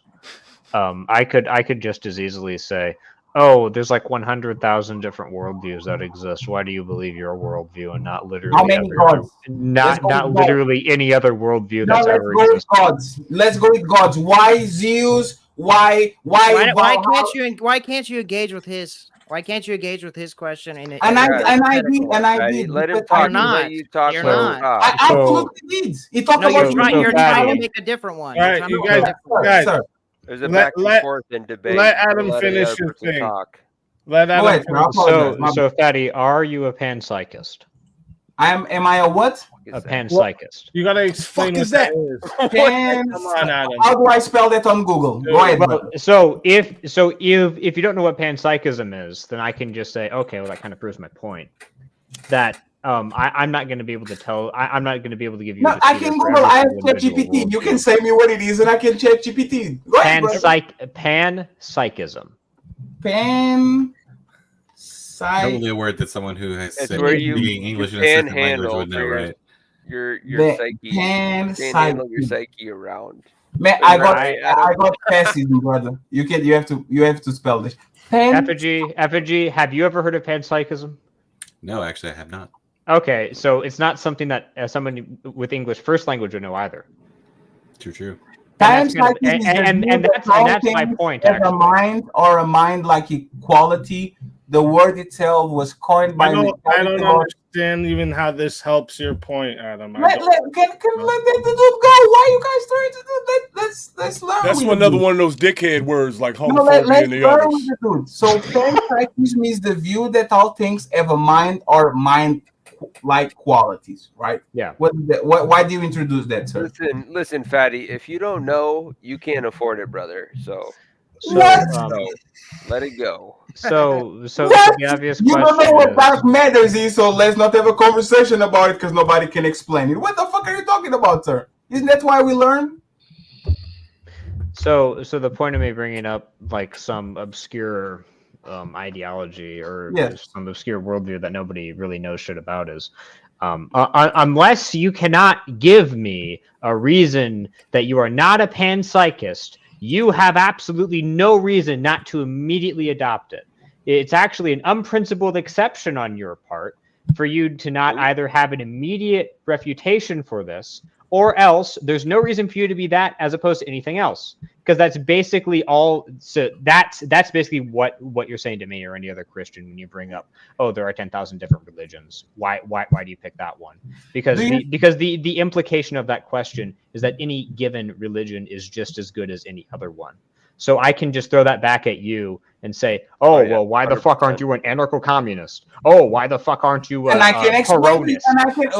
And I can literally explain why I'm not actually a debate trick to try and get you to explain why you don't believe in Please allow me to go. You know what's funny? You ask, give me proof for existence of God, and they flip it and say, prove it how is not the God actually doesn't understand. Well, wait. So if you wanna so you asked about like religion there, you didn't ask them about a proof of God. So if you were to get into that conversation, Fatty, and like Reese too, I think you said you don't believe in any God there. So I would just want to ask you guys before you would get into that conversation, what would it take you to believe in a God?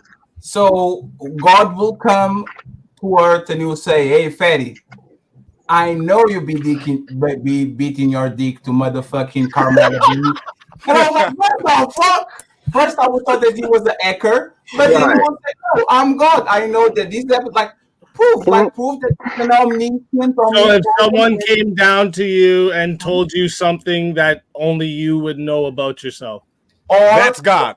Or what did you get for your third? Wait, let him answer, guy. Yes, or I do not think I'd be able to provide you that. Or an undeniable, omnipotent type of being, right? But that can be an alien too. Listen, I'm saying, like, but God has to personally come to you and go, "Hey, no, not I'm personally. here." Wait. And what do you let me walk him through this for a second, please? Because you guys keep doing all this stupid sidetracking. I don't know why. John. Point for a second. We missed something ages ago. Right. Let me finish this, please. Let me get through this, brother. Okay. So you would need someone to come tell you something about yourself that no one else knows. No, right. No. That's Addy, let him fucking talk for a second. No, please. He asked me a question. I need definitive proof. I never need to let him finish the question before you start. Stop, dude. You've been trying to run the show all night. Fuck off, Joseph. Please. No, shut up when I'm fucking. I'm letting him talk. So just shut the fuck up. It's possible, please, for me, right? So, not talking about him. Holy fuck. Damn. So SpeakeaZy, right? Just like science, there's a bunch of concepts that I don't understand, but I trust the experts to present me information with actually concrete evidence that something exists, something that religious people or people that believe in God unfortunately can't do it like that, right? So I would say that as long as you bring concrete evidence that God exists, I will change my mind immediately. Well, that's why I'm trying to ask you what would qualify to you as concrete evidence. Example, but that's become shaky because there's theories you are on simulation, we are just a molecule in a giant being, right? For example, if somebody came to Earth and transformed water to wine, split the seas, did a bunch of miracles, who am I to think that instead of this being God, is just a supreme race of aliens that actually got to Earth and they have all these powers that can manipulate things that are not real, right? So I'm open to it. I'm open to the fact that, again, might be a God, but like everything in life, I think people are their actions, and I believe that, especially like the way that this religion is structured, it's very difficult for me to believe in a God that is as vindictive as the God that these people believe, right? That you can be right all your life and do a saint, and if you don't believe in a certain being and nobody prays for you, you are going to go to hell when there's terrible people actually getting forgiveness and go there. So it's difficult for me to just rationalize that. Yeah, so I get that. So this is why it's almost impossible to even like keep going through this conversation with you, because like you basically are saying there's nothing that you would ever be able to see in life or think about that would even give you a faith in a God, right? It's nothing that you can say to me, but if you can show me, there's a different conversation. This is just like an esoteric conversation. See what I'm saying? Just to understand their right. But if I was to give you ayahuasca, right? I could show you floating through space, flying and talking to crazy beings, and would that? I'm okay with changing my mind. Would that be like if you took ayahuasca? Would you say now there's a God because I saw all that? And that's the thing. Your experience molds you, right? I'm not the same person I was 5 years ago, and I actually believe in a lot of things that I didn't believe before. I'm open to the fact, and this is like for the biodomains with shrooms and things like that.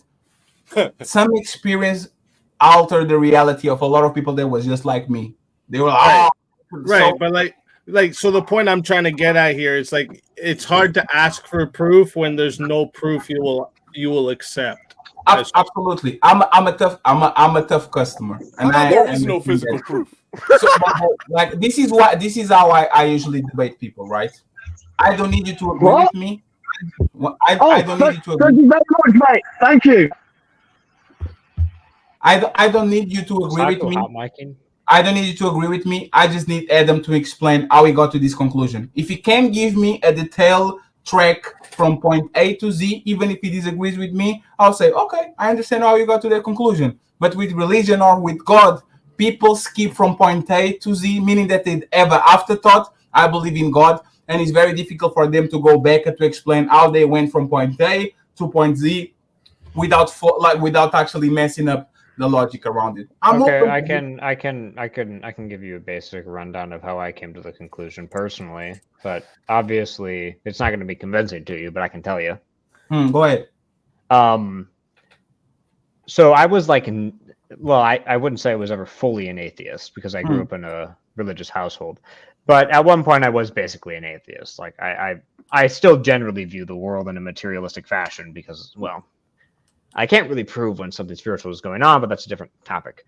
My full worldview is quite complicated and involves a bunch of big words that animated effigy doesn't know, so you probably also don't know them. Yeah. So the main thing that convinced me was debates that William Lane Craig did. Because my view, I'm here obviously, so I enjoy debates, and so his basic historical account for Jesus was probably like the biggest thing that convinced me, because I sort of realized that what people do is they sort of arbitrarily discount the Bible as a historical source without really a principled reason to do so. Obviously, like I brought up Song of Solomon and the Book of Revelation, those are obviously not historical documents in the same sense as like Matthew, Mark, Luke, and John, which are, especially I believe Matthew, which was written by like an autist. I believe Matthew may have actually been autistic, like how much detail in that. But that's a different topic. So later on, so I get back into Christianity. These people are all human, by the way, right, Adam? What? These people that you're talking about are all human beings willing to say the truth, right? Yes. Right? Yes. Okay. Let's make sure. Yeah. But the finer points of Matthew's autism diagnosis is a different topic. I do actually want to move on from the fucking Matthew. Okay. The guy has to have autism rather than just thinking that it was written by someone who liked things a lot. I get to it. I don't want to hear Adam. possible. On autism. Autism and religion are the same thing. You disappointed me today, bro. Come on, what's going on? Well, I'm a naturally disappointing person. I don't know what to say. The whole thing is pretty disappointing, to be honest. So from there, I actually started in getting more into debate content, and then Jay Dyer did a bunch of debates, and he basically pointed out a bunch of philosophical issues with atheism as well as Protestantism more generally. And that's basically how I got to orthodoxy in particular. This is all like, so humans convinced you that your point of view was not real, so you change your mind, like this, basically. So yes, let me actually tell you this, right? And this, I know I'm a tough cookie, but I would rather. Is anybody but Adam and Fatty going to be able to talk on this entire panel? Yeah, you can go ahead. British. It's actually fine. I apologize for hurting your feelings. They're doing good, though. Sorry if I offended you, sir. It's not offensive. I might actually. Go ahead, 9,000 bro. They all have it wrong. You gotta say you want to say something, bro. What's your existential? Oh, mate, I've tried to speak like 15 times in the last fucking 40 minutes and not been able to get a word out. I think we're just How do you not say your hearing name? you then, bro. I think we were just not hearing you because Yeah, you can't hear people when people don't shut up. Yeah, that's How do true. you say Yeah. your name, bro? How do you say your Good name? morning, lad. I heard you. You said good morning to a lady. Like you were in the street. You were trying to talk. I want to say his name right. How do you say your name? Aku. Haku, just call it Haku. Okay. Call me Are you a Liam if you believer? want. Are you a believer? No. Liam? But I can just be better faith, right? Like, so before, I asked a specific question to Adam, right? The reason for that question wasn't just to show why he doesn't believe in Hinduism. It's to show the thought process that he uses to believe in what he believes in, right? And what we did with that was just attack all Hinduism, right? The point wasn't to see how he debunks Hinduism. It's to show the thought process that he goes through to get to his belief. And then nobody engaged with that and just ran off on some random tangent that has gone nowhere closer to seeing where each other's positions are. Yeah, that happens a lot here. The only thing illogical about Hinduism is the transference of the spirit. Everything else is pretty simple. no, Yeah, right. he's asking though. What he's asking, like, is your your process to coming to the conclusion of the existence. Right, there you go. So what Adam is telling you when he says why he doesn't believe in Hinduism is showing that he's looking for congruency throughout his religious texts that fit the world model around him, right? And then when he finds like that it is congruent, that it does flow through and it does make sense, then he can start to believe it. If it doesn't have that congruency, he won't believe it, right? This is what he's trying to explain, right? And we don't actually tackle what Adam is telling us is his belief. We attack something completely irrelevant. What we should do is actually now, when Adam has said what he needs for him to believe this, is actually narrow down and attack his actual position. But we don't do that, and we veered off for 40 minutes down some random shit. I mean, a lot of times the conversation just drifts because of the way that social dynamics work, but sometimes people throw smoke bombs. Adam, they don't want to talk about it. I think Adam would probably, Adam, do you know tag? I just want to know. I know tag, but I'm not skilled enough to argue tag. Oh, okay. That's why I didn't go to it. Enough. I was just wondering why this whole time you haven't, like, this is where I thought you would go. This is why I was saying, wow, L's for Adam tonight. Well, tag is hold on. Let him finish. Tag seems like a simple argument, but I've actually talked to Chase Haggard a bit about this. Tag is actually very complicated. If you, but so I can't actually argue it. What is tag? Is that a person or an argument? It's a transcendental thing, but the problem with that is, first you have to accept the premise that God exists, and the second one is it still doesn't it still doesn't explain why your God that you picked is the right one. This is No, the cult's argument. This is an Well, awful this is argument. Fatty, even that attacking argument. the conversation of does God exist is a fruitless. Okay, it's a moot argument to begin with. Joseph, Fatty didn't actually answer the question. So tag is a children's game played in the U.S. where one person will touch another person. Oh, I know what tag and is. they'll I run thought it was around like trying to. an acronym for something. It's the transcendental argument for God. So like the existence of a God. Right? So okay. So the actual argument. There's also a logical argument. Wait. How you guys gonna like? It sounded like you weren't talking about it, and then when I start saying it, all of a sudden everybody knows it for a second. Let me say it. Holy fuck! Let me say it.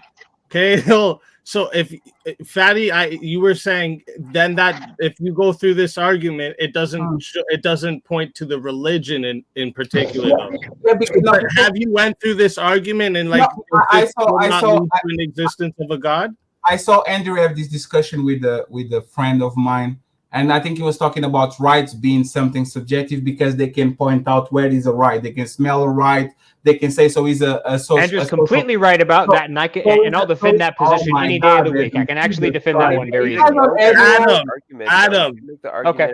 You guys seem like Spurgs when you guys can't let people finish, right? I'm just letting you guys know this. You guys look like Spurgs. This isn't verbal combat. You guys aren't competing. Have an actual debate for a minute. Relax. Chill. So when tomorrow you can get all that out, but let's have an actual conversation here. When he said that, I agree.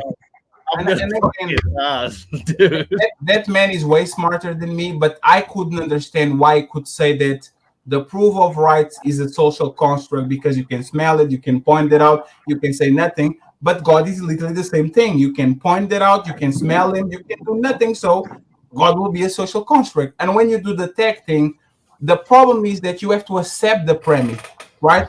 And I don't accept the premise. And even if I accept the premise, the follow-up question will be, okay, so you believe in tech. So what does prove that is actually your God is the correct one? What does make, even if you believe in tech, that you are correct in the God that you pick, and you are actually not wrong because you should pick the God 2 stairs on the right side or the door on the left side. So that's the conversation that I never had. Okay, so the argument you're talking about is an argument for rights, not the argument I was talking about. Like, so the argument I talk about. So, like, do you believe like the mind exists? No. Oh no. No. The argument is like, I think is knowledge exists, so knowledge proves that God exists, right? So like, do you think like all your thoughts are just a basic like firing of neurons in your brain? It's just all in science. I believe in science. I believe that the brain works the way the brain's supposed to work based on science. If there was you're basically like your brain is wired to do and say, and everything is gonna happen no matter what. Yes. Like, for example, why should we like lock up anybody doing crimes then if it's not their fault? Because there's the way that you order society. There's actually the way to propel, like even animals, they have rules of engagement, right? So we as animals, animals don't have rules. They actually have. Do you believe in free will? No, they actually have. Animals, for example, behave different on the mating season than they behave on regular terms. So like you don't think you have any free will. Like your actions are just a reaction of the chemicals firing the neurons in your brain, and it's just that's how you're going. It's just I believe that you are the force of magnetism. I believe that your DNA a lot of times says who you are. A lot of people are literally limited by who they are genetically. Some people could be brilliant because, for example, they were born autistic and now they know how to do numbers and numbers and numbers and numbers and remember everything. And some people are just born dumb. No matter how many times they try to learn something, they will never get there. So I believe. Okay, I'm going to try and narrow you down on this position, buddy, right? I want a yes or no answer if possible. Do you believe in free will? Mr. Officer, please. What the hell? I would like you to answer this question with a yes or no if possible. Do Okay, you believe in free will? Do you believe in free will? Yes, because I don't believe in God. No, but how do you have free will if your decisions are only made by the chemical reactions due to your synapses in your body that are fired because of outside stimuli, like your environment, right? So now you are not a product of free will. You're a product of your environment and environment only, right? Because if I throw a rock at you, it's your stimuli of the outside environment that makes you react to me throwing the rock at you. So it wasn't free will or choice. I have free will, but I still abide to the laws of physics. If I say I'm going to fly and I jump from the 9th floor, which I'm now, I'm going to splatter on the ground. So I have free will, but I still limited by my DNA and by who I am as a person. I don't have superpowers just because I think about it. But what made you? No. But then what made you think that you could fly and jump off that roof? Wouldn't it have been outside stimuli reacting to the chemical synapses firing in your brain, right? So then it's not free will, is it? It was the environment and the stimulus. Wait, what? No, if you're saying that your decisions are made by chemical reactions in your brain, you do not consciously control these chemical reactions in your brain. You do not go, higher brain, please release more serotonin. Higher brain, please release more dopamine, right? So these chemicals are naturally released and triggered by outside and inside stimuli of your body. So then you have no free will in your world because you are just I actually do, right? We only control 5 to 10% of our brain. I don't control 90% of my subconscious brain. I'm sweating right now. I didn't control that, right? Like the temperature of my body, how I combat disease inside of my body. Just because I can control that doesn't mean that I don't have free will. I can literally catch a plane, go to the United States, and shoot you. Maybe I can explain this better. Like, you might believe right now that you're talking to me because you want to talk to me. But the reason you want to talk to me, the reason you have those feelings, were not your decision. The outside stimuli, when you came and clicked on this YouTube channel and saw us talking on this panel, that was what forced you to come up here to talk. That made you want this, right? That wasn't free will, right? That was chemical reactions in your worldview, right? That was chemical reactions in your brain when you saw what was going on. So that was just a reaction to an outside stimuli. You say we have no mind, right? We don't have a mind. No, we have a brain. No, the mind is, we have a brain. Mind is like mind, soul, spirit. In my opinion, is something abstract. It's something that if you ask 10 people, they are going to define it in different ways, right? But when we come to brain, if I ask 10 people, 10 people are going to say the brain is something in your head that makes you do this and this and this and that. I just because I'm not in full control of what my body does and what my reactions, that doesn't mean that I don't have free will. That I think there's no contradicting points. Actually, if you're saying that everything you do is a result of how your brain reacts. No, I didn't say that, Speakeasy. I say that there's a subconscious part of my brain. Example, I'm horny, I go to Pornhub and I jack off. There's my subconscious brain and my conscious brain working with each other. That I get a fever. Even the conscious brain, right? What are you talking about, sir? Sir, actually, sir, your mic messed up. Say it again. Your mic's broke. I actually want to. What's up, Night? How are you doing? I actually want to hear you out, right? What is your like? Because I would actually argue that God's existence actually is proof that you don't have free will. I would actually argue that the God's plan thing that you guys talking about, that no matter what you do, you have free will to do, but God knows exactly what you're going to do, and you can't surpass God's will. No matter how much free will you got, God knows exactly where you're going, and there's nothing you can do to actually go past that. I would agree with you that God's plan is way more actually proof that you don't have free will more than me just believing I have a brain. Wait, we're getting away from like what I was trying to go with this. So like so again, you said consciousness. Where do you think consciousness? I don't believe in consciousness. I don't believe in consciousness? No, I believe in a conscious, like a part of the brain that you can control, like me talking with you right now, and a part of the brain that I can control. The dopamine releases, the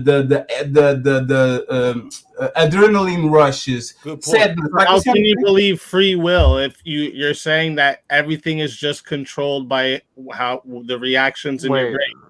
Because he's not just can I ask him something real quick? He's limited to my brain and to the world that he's around. Can I give some input on this? I want to give some input. One second, please. I just want to ask one question. Even though you've been talking the whole time. Does free will imply that I'm 100% in control of what I'm going to do and how I react to things and what I like? Does that That's imply free will? Yes, you have free choice. Yes. Okay, so what? Free will, it means you can make any choice you want. But as a superhero, like if I chose to fly and to be as strong as Superman and have no, it doesn't mean you can do magic tricks and miracles. It means you can make any choice that you want, right? That's what free will means. It doesn't mean you're magic all of a sudden. Hey, like, Fatty, free will goes like this, right? We can do things that the animals choice I want. Your free will is why you're on the panel talking here, right? That's I chose to. Right? It wasn't some thing that pushed you here, right? You don't have free will. Like nobody does, right? None of you. Nobody. Well, Haku, that I'm not understanding your position. So, you can never prove to me that you have free will. I can prove you that the truth you got is shaky at best. Can't understand you. Okay, well, I can demonstrate my free will right now. Look, free will. I can take everyone off. Free will, right? It was my choice. What do you mean? That's my free will. Was it though? My question to you is: Do you? No. That was no proof of free choice, right? I just said something that created a stimuli within your brain. I said something that created a stimuli within your brain that made you do that, right? That created an emotion that you felt. So I didn't have to do, I'll explain to you why it didn't make me do that specifically, because I had the ultimate choice of how I went about it. I could have just went like this and then just you, or I could have just went like this and just them. Like it. You could have done. But do you know the reason? But do you truly know the reason? But do you truly know? Do you truly know the reason why you did this? You're letting me finish after you just bitched at everyone else for interrupting. Did you hear what I said? You literally just tried to prove your point, and when I tried to counter your point, you just tried to prove your point by doing an action, and when I tried to counter-prove your point, you interrupted me. Actually, I think it was my turn to talk. Okay, go ahead. So Haku is actually making like what I'm saying is there is no free will, right? If I walk down the street and I go to buy ice cream, right? We're going to use this analogy, right? I might think that I chose the vanilla ice cream, right? And today it was my free will to choose vanilla out of all these other ice creams. But I can never be sure in this, right? Because I can never be sure that the outside stimuli didn't affect my choice. You can't prove to me that there wasn't signs around town that made me want vanilla ice cream today. You can't prove the way that person talked to me at the counter that made me want that, right? So this is now not free choice. Right, so now we cannot prove that free will exists because we cannot prove that without... Right, because if I removed all outside stimuli... Influence. You're talking about influence. That's yes. So then if you've been influenced, if it's not influence... That doesn't matter, though. You still have choice. It does. It does. No, because it's not a free will choice, is it? So, right? Because your choice hold on. So, but this Haku, can I attempt to explain your point in a bit more clarity? Thank you. Yes, please. Okay. So, SpeakeaZy, what Haku is saying, and you have already admitted that things happen that will influence your choices, right? You admit this is true. Influence. Okay. Can. So, well, I would actually go. This is exactly how I know free will exists. Well, so if it didn't, every single person would be affected by these things that happen to us the same fucking way. Well, no, that that actually doesn't follow. And, how doesn't it? So it doesn't. No, follow that doesn't follow, right? Because every single person, right? How doesn't it? Every single person on Can I Earth, go for a minute? Every single person on Earth has different experiences. Exactly, and all the animals do the same total shit. set of experiences, and they also have different biology. So Watch you this, can't Adam. expect. So you can't expect that any So given Adam, experience before to you affect keep two going people the on same this, way. just to make sure, Adam, you don't believe in free will.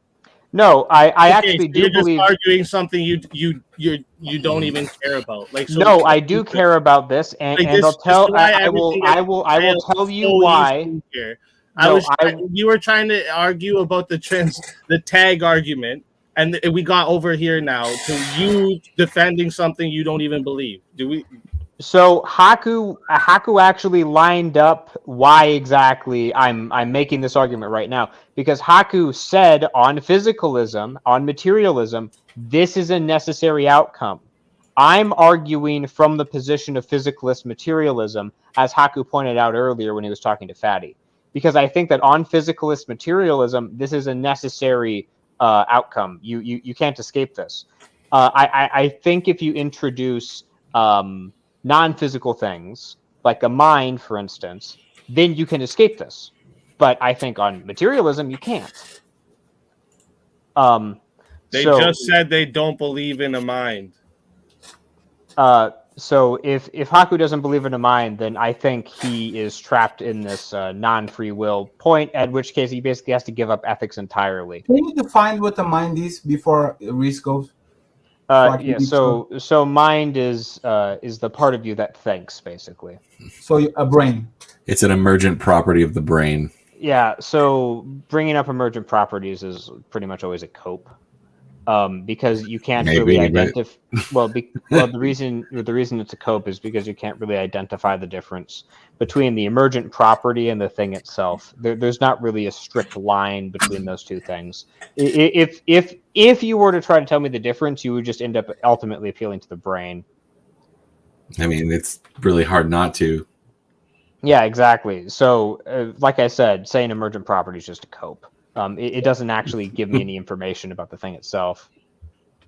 I'm sorry, Reese. I think he's going to talk about the animals having urges and free will and all that. But yeah, so the point I was making, Speakeasy, is obviously there are things in the world that can influence decisions. The question is, what is the thing that is not influencing the decision that allows you to make a choice on physicalism specifically? Desires and motivations. So desires and motivations are obviously influenced by the external world. But you are not super obvious. But you can have them internally. The fact that you can have an urge to drink alcohol and you decide not to prove that you have free will. Because your body, the chemicals are literally telling you, go put that shit in your motherfucking mouth. No Diddy. And you can say, no, I'm not. Doesn't that Hey, Team Fatty, do you know this? Sorry, I just realized. Do you know someone named Denizen? No. Okay. Denizen, can you like throw your cam up quick and just give me a peace sign? I won't put you up with the cam up. I'll leave you back there until you turn the cam back off. I just want to make sure you're not trying to come up and well, I have to go soon. So if anybody wants to yell at me, do it now. How old are you? Get the fuck out of here, you motherfucker! No, I'm just kidding. Adam, how old are you? I think Reese wanted to say something about this. I never talk about my personal life on here. You won't get any any. Are you an outlaw, Adam? Are you running from the cops? What? Yeah. Reese, I think I'm not telling you. Reese had something to say on this. Okay. Yeah, I want to talk about the animals and how we compare to them, right? So we're the only beings in our world that have a vertical spine. So we're unique. We're different than everything else. They all have, but they have brains in their heads too, most of them. So we try to associate what's happening and our behavior with the words that we create. Thought, mind, spirit, and all this stuff, right? But you can't study any of it. You can't put it on a petri dish, look at it with an electron microscope, and find out what it is. It's not a physical thing. So all we can do is guess and try to use our language the best we can to wonder what it is. But one thing that is observable is that human beings are born totally stupid. Unlike the other animals, they all know what to do the day they're born. Us, we have to be taught and shown. Our behaviors come from inputs. We're just like computers. And that's what causes our outputs. Yeah, so Reese actually just made my argument in a much more elegant way. So it's I think we agree on that. I don't think so, because they can throw a baby in water and the baby will swim. If it's completely dumb, then how would the baby be able to swim? Well, he won't know how to wipe its ass. Because he's unconscious. The baby will walk around with shit on it for the first 2 years. Yeah, it's the id, right? It's the subconscious brain and the conscious brain. They technically swim though. They turn onto their backs because that's where the air supply is, and they float. Because is that subconscious though? Well, yes. It's subconscious. Trained, actually. Sort of implicitly, it's trained. It's not like which... it's not like any baby can just get thrown in the water and it happens instantly. They're gonna be okay, and that's why they go for those swimming lessons in case babies fall in pools. Yeah, they drown all the time. It's they drown all the time. A better example thing, right? It's not like the babies just know this. A better example would be crying to breathe. Nobody teach them how they can breathe. You just make them cry. And they naturally learn how to breathe, right? It's your unconscious brain. You have some mechanisms. That's why I can do this and die from suffocation, because my brain is going to subconsciously say, motherfucker, you need to breathe. Like, even if I want to do it, I'm not going to do it. But going back to the conscious, unconscious, I agree with Speakeasy.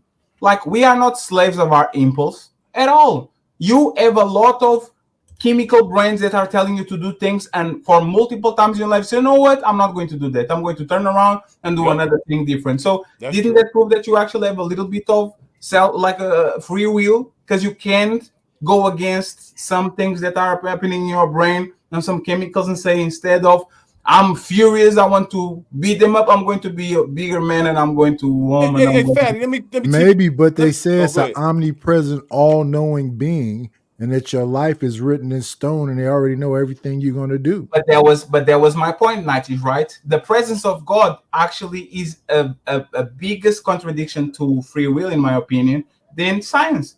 Because if you know where you're going, there's nothing you can do to out.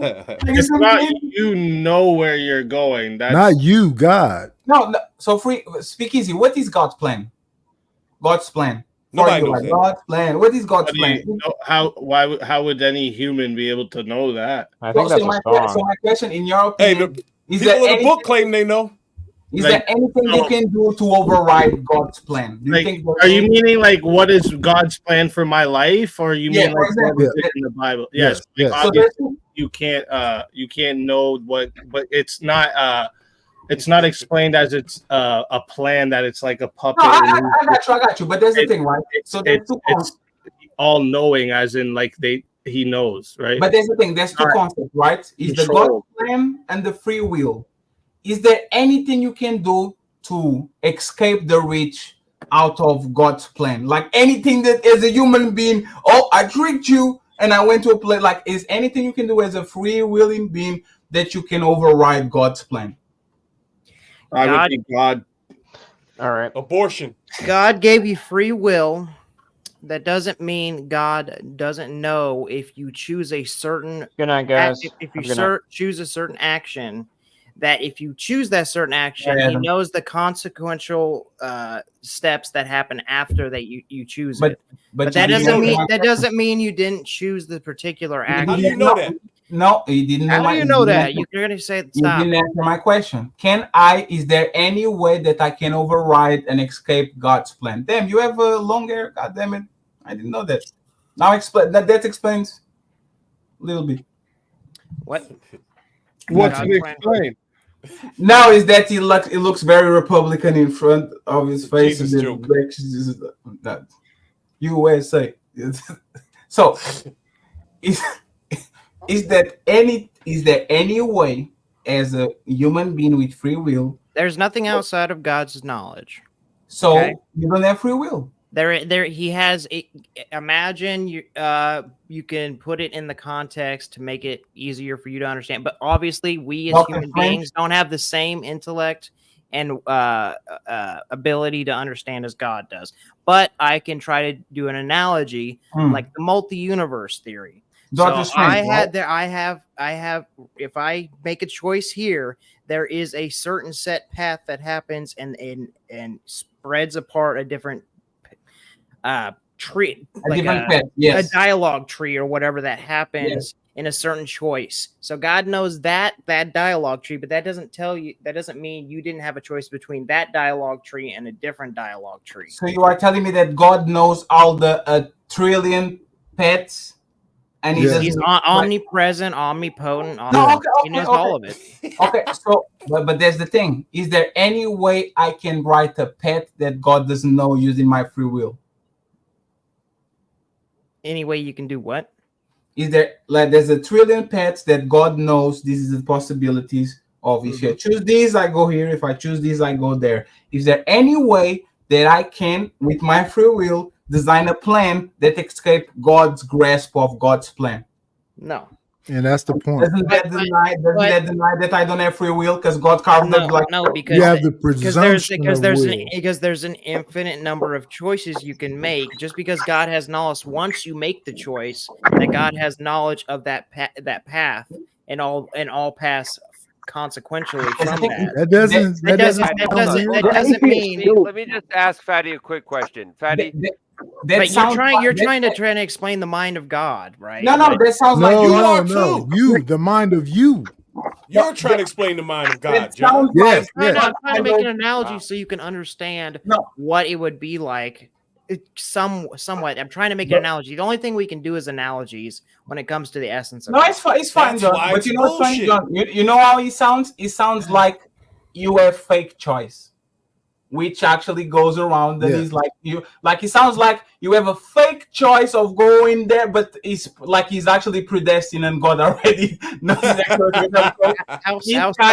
kind of like I make a choice, and if I choose that path, there's a certain destiny for that path that I choose, but I still chose which destiny.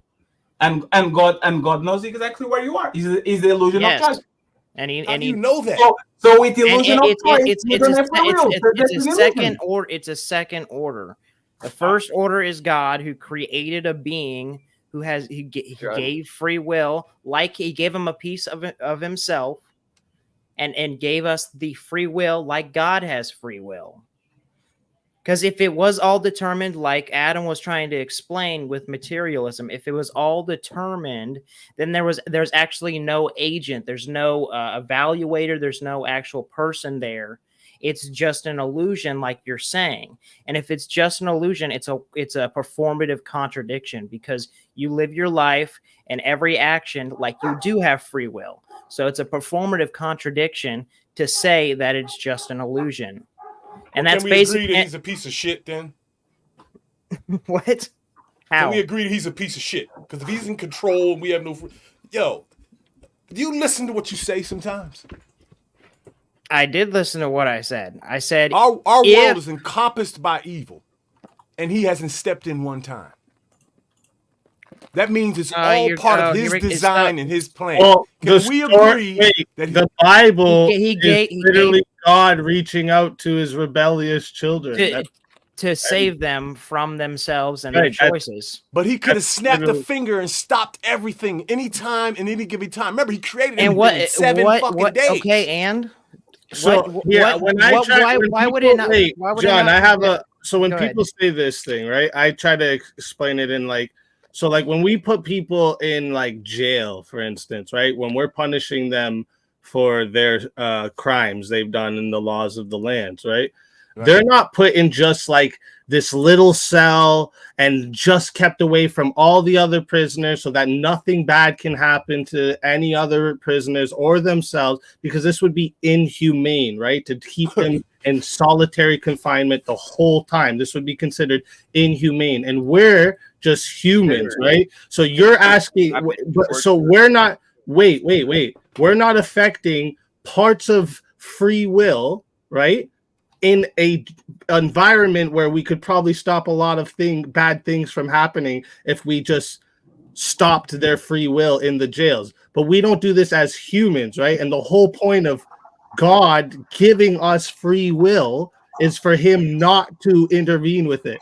So this would be like, think of this on a bigger scale, the point right? I was trying to make. If he gave us free will, can we agree that he is a piece of shit? Let's characterize the argument. So yeah, he's the all-knowing. He knew before he handed out free will what we were going to do with it, what we were going to do to children, women, each other, the animals, and he didn't stop it. Why is suffering bad? I told you he was going to cut me off. No, the argument. Wait. He was going to cut me off. Stop crying. Suffering is good. Why is suffering bad? Why is what he's saying Are you fucking like serious? crazy? No, it's fine. Let's go ahead and go because no, weirdo. Why is what he's saying sound crazy? Like if it's predetermined, every single thing you do, every action you make is predetermined. Well, it's not. That's why I don't believe. That's why I don't believe in predeterminism. He gave us free will. It came from him. Listen, right. He gave us free will. That's fucked up. Why is that messed up? Otherwise, you'd be a robot. Speaking that there is an actual equation you can create. You can observe how molecules interact with one another. The argument is that does math actually take a backseat to free will? That is the nobody was talking about Reese, maybe not. Anyways, I know what Joseph. Yeah, Reese, maybe God's. Maybe it's not God that's that way. It's just you man. Think like if you think this is like an asshole move to give us free will, are you saying like God should have made us more like robots? Where you guys seem to want to. No, I'm not saying anything. I'm saying that everything that happens. When you listen to the people of the book, they give God credit for everything: creation, us. Free will and all of it. Nothing happens without his say-so is what they tell to us. And all you see and all you can study far back as human beings go is nothing but evil. Human beings have never been good at any point in history. We have been assholes since day fucking one. And that is his doing, if you believe. Well, how can you not see that? That's a really pessimistic view of life.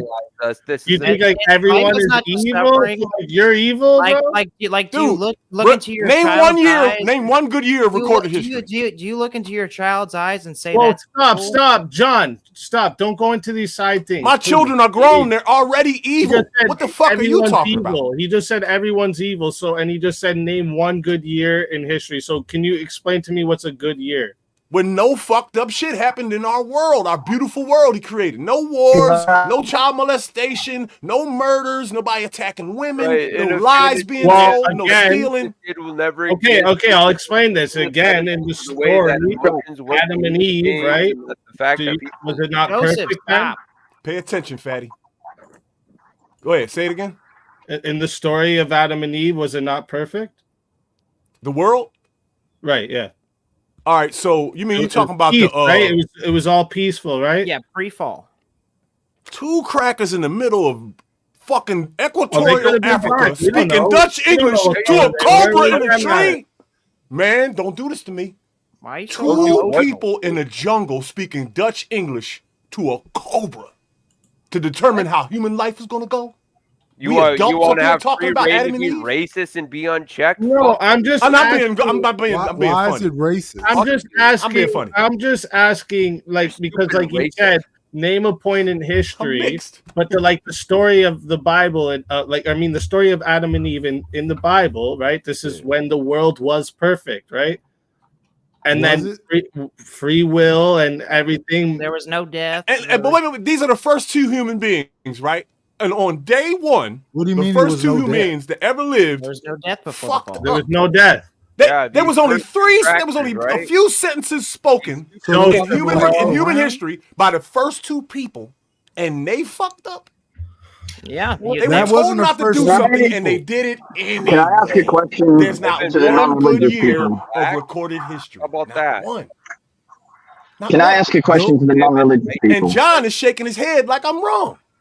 No, I think he's shaking his head at Joseph because Joseph just like spurting random bullshit over here. What is your gripe? What's your problem? Wait, let me hear what Joseph's problem is. Nigger. Whoa! No, bring him back. I don't care about that. No,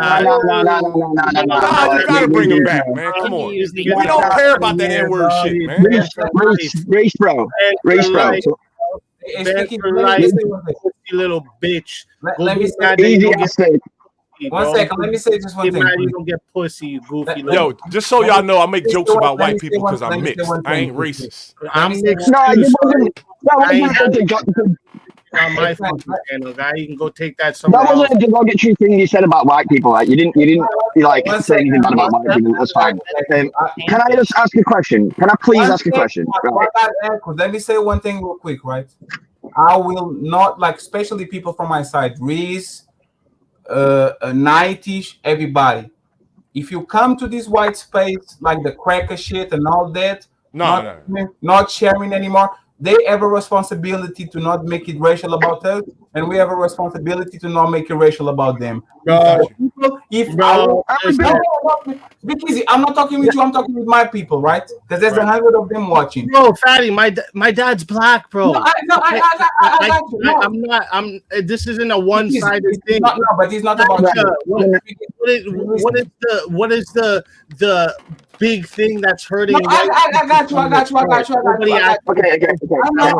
Nobody actually reacted to that word, right? I know. I just want to make nobody cared. But there's the thing. That dude cries about everything, Fatty. I understand what you're trying to say, but that dude is fucking spurgs about. Yeah, he's just trying to talk to his community in chat. I think he's just trying to talk to his community. Speak easy. I'm not talking with you. My people is okay. I get what you're saying. Okay, my people is. Sorry. Go ahead. My bad, bro. Can I please ask? Aku, 1 second, please. You guys don't know, but there's 100 people watching on my side. and this is what I'm telling. Like, don't do please, it's not personal reason, not for you. Don't do that shit again. Or if that's the case, I'm not going to share nothing. I just come here, make new friends, make new business associations that are going on. That shit is inadmissible. Please don't do that again. And on the other side, please, let's talk about the topics. Let's talk about the shit, because he's third day of what's going outside and already making this shit racial. He shouldn't be like that. Thank you very much. Can I go back on the topic, please? Go ahead, Aku. Right. I've been trying to say this for a while, right? Before, right, both the non-religious people have said that they believe in free will, right? But if you will not believe in religion because it isn't backed by science, I don't understand how you believe in free will when the consensus of science is that we don't know it exists at all. You can observe free will. No, you can't. Look. No. Literally, go and look up. Don't interrupt me. Go and look up the scientific consensus around free will. Does the scientific consensus tell you what truth is? No. I'm not talking to you. I'm talking to the non-religious people. The reason they do not believe in religion is because you can't have faith in something that isn't proven by science, right? But yet they seem very fine with having a faith and a belief in free will, which is not proven by science. Let me speak for myself. I don't believe in religion because there's more than one. With science and mathematics, you come to a sum. You come to a conclusion. No, but they haven't come to a conclusion. See, the reason I can't join a religion is because I don't know which one is the true one. But then how can you join the idea that free will exists if science... One second, please. Aku. I believe in the concept of free will. I can prove it. It's just like faith. I might be wrong. No, you can't. No, he said he can't. That is true. He said he can't. Like you can't prove anything outside of your own experience. No, you can't, right? No. Science can prove things, right? That anybody else is real or your experiences in this world. No, right. Let me say that about God. It's called solipsism, and what it means is that you can't prove anything outside your own experience or even your own experience. It could all be an illusion. But John, you have to have faith. You have to have faith that it is, because otherwise you have to live as it is. Otherwise, this is getting too reductionist. We don't even know it to go that far down. Like, this is what I'm saying. Let's have a conversation about it, right? For example, I believe in aliens. I can prove it, but it's literally mathematically impossible. That's not live in trillions of stars, in quadrillions of galaxies, in septillion of planets. You see what I'm saying? I don't have no proof. The same kind of evidential backing. One second. I don't have no proof. I can't, like, if a person comes to me and says you are speculating, I would agree with them. I just can't say that is a concept that I believe. Yes. Because it's kind of like it's probabilities, right? It's kind of a Right, yeah, I can agree with this, right? We can look at the probability, right, with the mathematical equations that we have about the universe and say that the probability is highly likely that there is another life form out there. Yeah. But we do not have that same consensus in science over free will. We literally have no mathematical equations. We have no fucking scientific studies that say that free will exists. We have zero. There's no scientific consensus. Doesn't the smartest scientists say they don't know anything? We don't know. Say something real quick, y'all? Free will is words. It's language. It's what we use to describe something that we can't really definitively know what it is. It's just a description of something that we observe. It's a theoretical exercise. It's theory. Science cannot tell you everything. It can't. Yes. So the question how do you somehow you're roboting. Faith. Hey, Haku, your mic, man. Yeah, don't move around when you're talking. Don't move your head side to side when you're talking. I think that's what's causing science that. Actually can prove everything. Our understanding of science that they can't prove anything. All you can prove is like physicality and things like that. You can't prove philosophical or metaphysical things. Yes, it's a theory. Yes, it's a theory. We're just talking about the theory. You can only prove material things like that's a tree and the data behind the tree, but you can't prove that it's not an illusion or it is an illusion, or if an animal or you has free will or not with science. But you can use a reductio and understand that you are performing and moving and acting as though you do have free will, and so it would be a performative contradicted to say that you don't have it.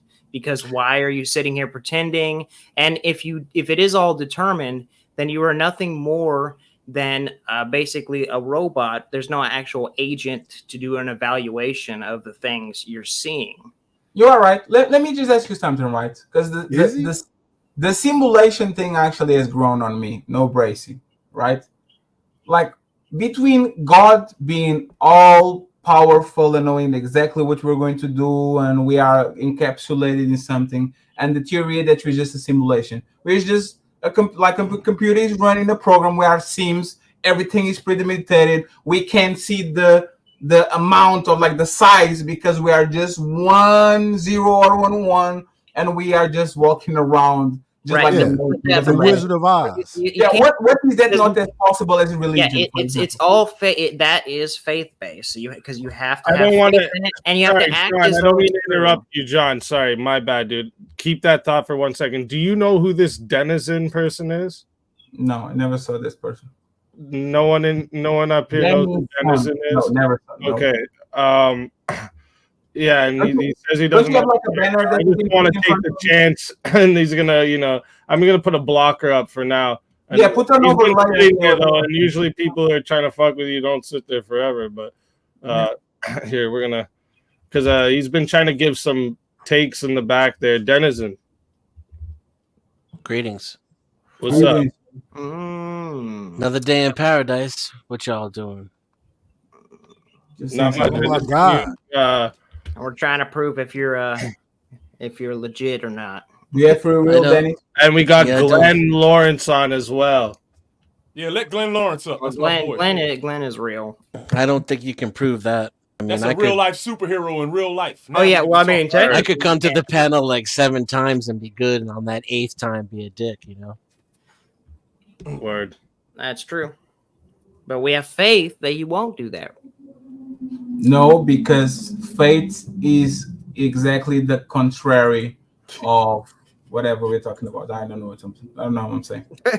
I am. Scotty, what if I told you right now, God told me I can unblock this, and if it proves that's right and it's safe to do so, you have to show me. You have to show me.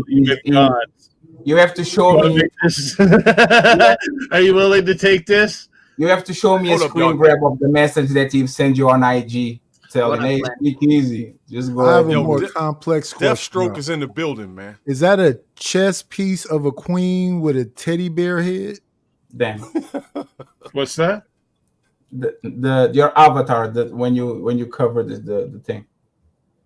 What was it? Oh yeah, that's my logo. That bear, that's my logo. So I put my logo on top of the king piece of the. Oh, I thought that was a cross, some symbol from overseas or some shit. Got a cross at the top. I ain't know what that was.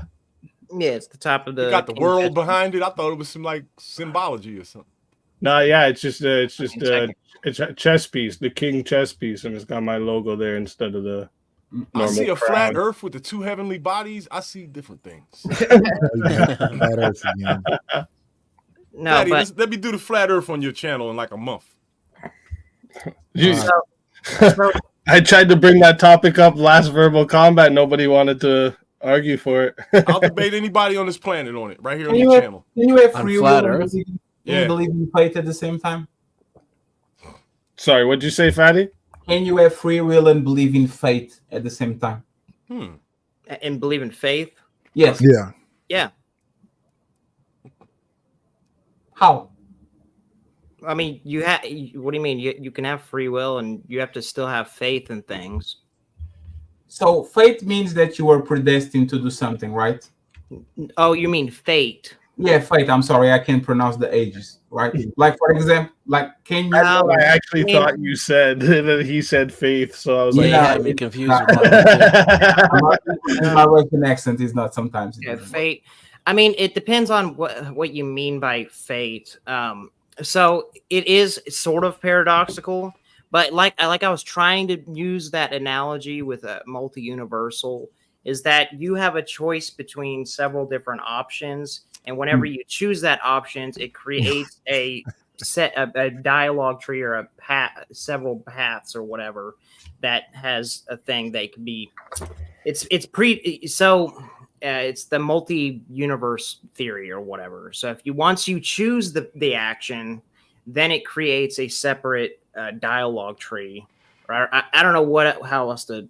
Yeah, it's a pet. It's a new pet. Every time you do a choice, a pet opens to a different direction. Right, but you're you're choosing which path. And God knows which path you're going to choose before you choose it, though. Right. Yeah, that's why we saying that you don't have free will. Correct. With this thing that you're calling free will is neither free nor does it have will over anything. Exactly. That's why we are in impasse, because the wording is not. If you don't have will, it's dependent. It's dependent on God. It's dependent on God's will. It's dependent on God's grace, and the outcome is God's will, regardless of what you do or say. Exactly. So there's no way your free will can override God's existence. Exactly. And free will's an oxymoron. Know exactly what you're doing, what you're going to do. If anything, it's like jumbo free will shrimp. should be the atheist position. It's Christianity. It undefines the very essence of free will. Are you like a Calvinist? Hey John, let me ask you something real quick, right? Of those 1 million pets, does God know exactly what pet are you going to follow? He would have to, otherwise he's not all-knowing. You said that he's like Doctor Strange, right? He has 1 million pets in front of you. Does he know exactly which one you're going to follow? Yes, I said this like an hour ago. If he's omnipresent and all-knowing, there's nothing that's a mystery to him. Right. So why would he come to the garden and say, "Where are you hiding?" Well, he gave you can't hide. And then you say that Adam and Eve was the first people. That's not the truth either, because Cain and Abel married people outside of their own family. If it's only Adam and Eve and they only had Cain and Abel, how did Cain and Abel marry onto other people if there weren't no other people around? Just because we just say stuff that we strongly believe, and we stand on that and willing to delete each other behind it. Well, somebody had to fuck their own sister in that story, dog. Oh my God, Jesus Christ. A couple times. Mathematically. I ain't trying to hear no laughing and nothing. Mathematically, somebody had to fuck their own sister a couple times. Several times. Reese. I mean, it's still funny, even though you're right, Reese. Crazy ass story. Let's be nice. Let's be nice. You don't have They're to doing say. this while my children are on this planet, dog. Yeah, it doesn't give. Yeah, let me explain it for you, John. I'm gonna give you guys. Let me do it with like an everyday scenario for you. Are you religious, by the way, Speakeasy? Huh? Are you religious? So okay, we'll talk about it after. So because I don't want you to use this in the debate. I don't do it during debates. I don't do it during debates. What religion are you? I want to give it to you the free will example with the all-knowing God, so you understand, and I'll give it to you with like an everyday thing. So like tomorrow you're gonna wake up you're gonna open your fridge and there's waffles, toast, and milk for the cereal. Just wait. Let me get through it for you. There's waffles, toast, and milk for the cereal. Okay. So God knows what will happen when I choose the cereal, or when I choose the waffles, or when I choose the toast. It's still my choice to choose the toast, to choose the waffles, to choose the cereal. But God knows the results of each path. But He knows which ones you're going to choose too. Within the all-knowing God. But does He know? No, because He already knows what you're going to choose. No, He doesn't. No, that is not. No, that's not right. Then He's not all-knowing. Then. No, He is. I just explained how He's all-knowing, because He knows that whatever you pick, He knows that path. He still gives you the free will. That makes God a very good mathematician. No. He's not all-knowing. I'll give you another example, right? No, before you go, though, isn't everything that you're capable of eating determined by Him already in the first place?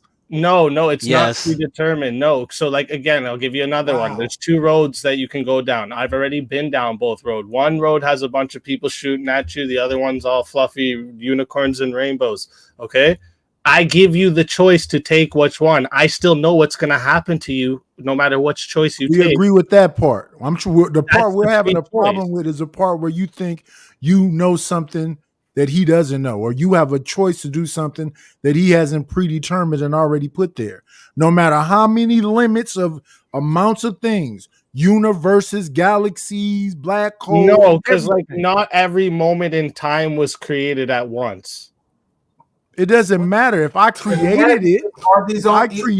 I know I created it, right? The concept of time is man-made. God is everywhere and anywhere. Right, but you don't think time passes? Like, I know we've made it. We are also time, so we can understand it, put things into schedule or calendar. I understand that, but do you think that the concept of time, like things passing and progressing, like how we age, right? You don't think this happens? This isn't real. Yeah, God doesn't. We're it's all analogies, because God's mind does not work like our mind, and just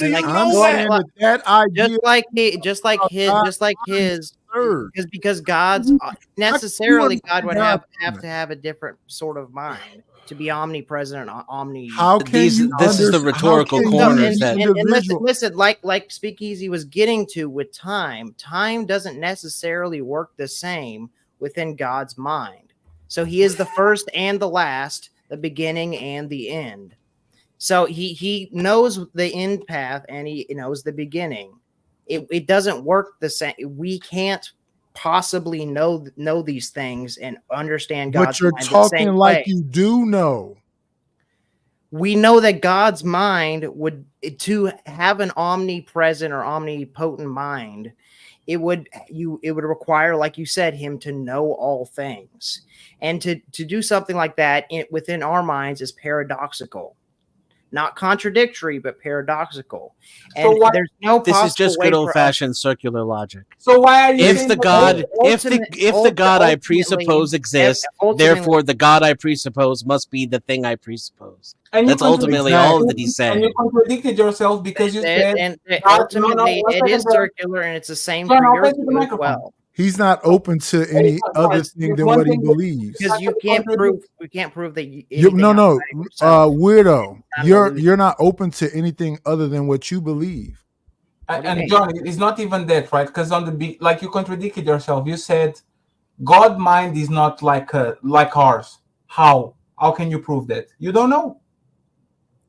Well, it would have to be. I'll explain. It couldn't be like ours. If God was the creator if God is the creator of time, space, and matter, that means He's outside of this, not inside of it. He's not bound by. How do you know? So He's not bound by these things. Because otherwise, time and all these things would be. No, but how do you know how God thinks if He's Fatty, not that way.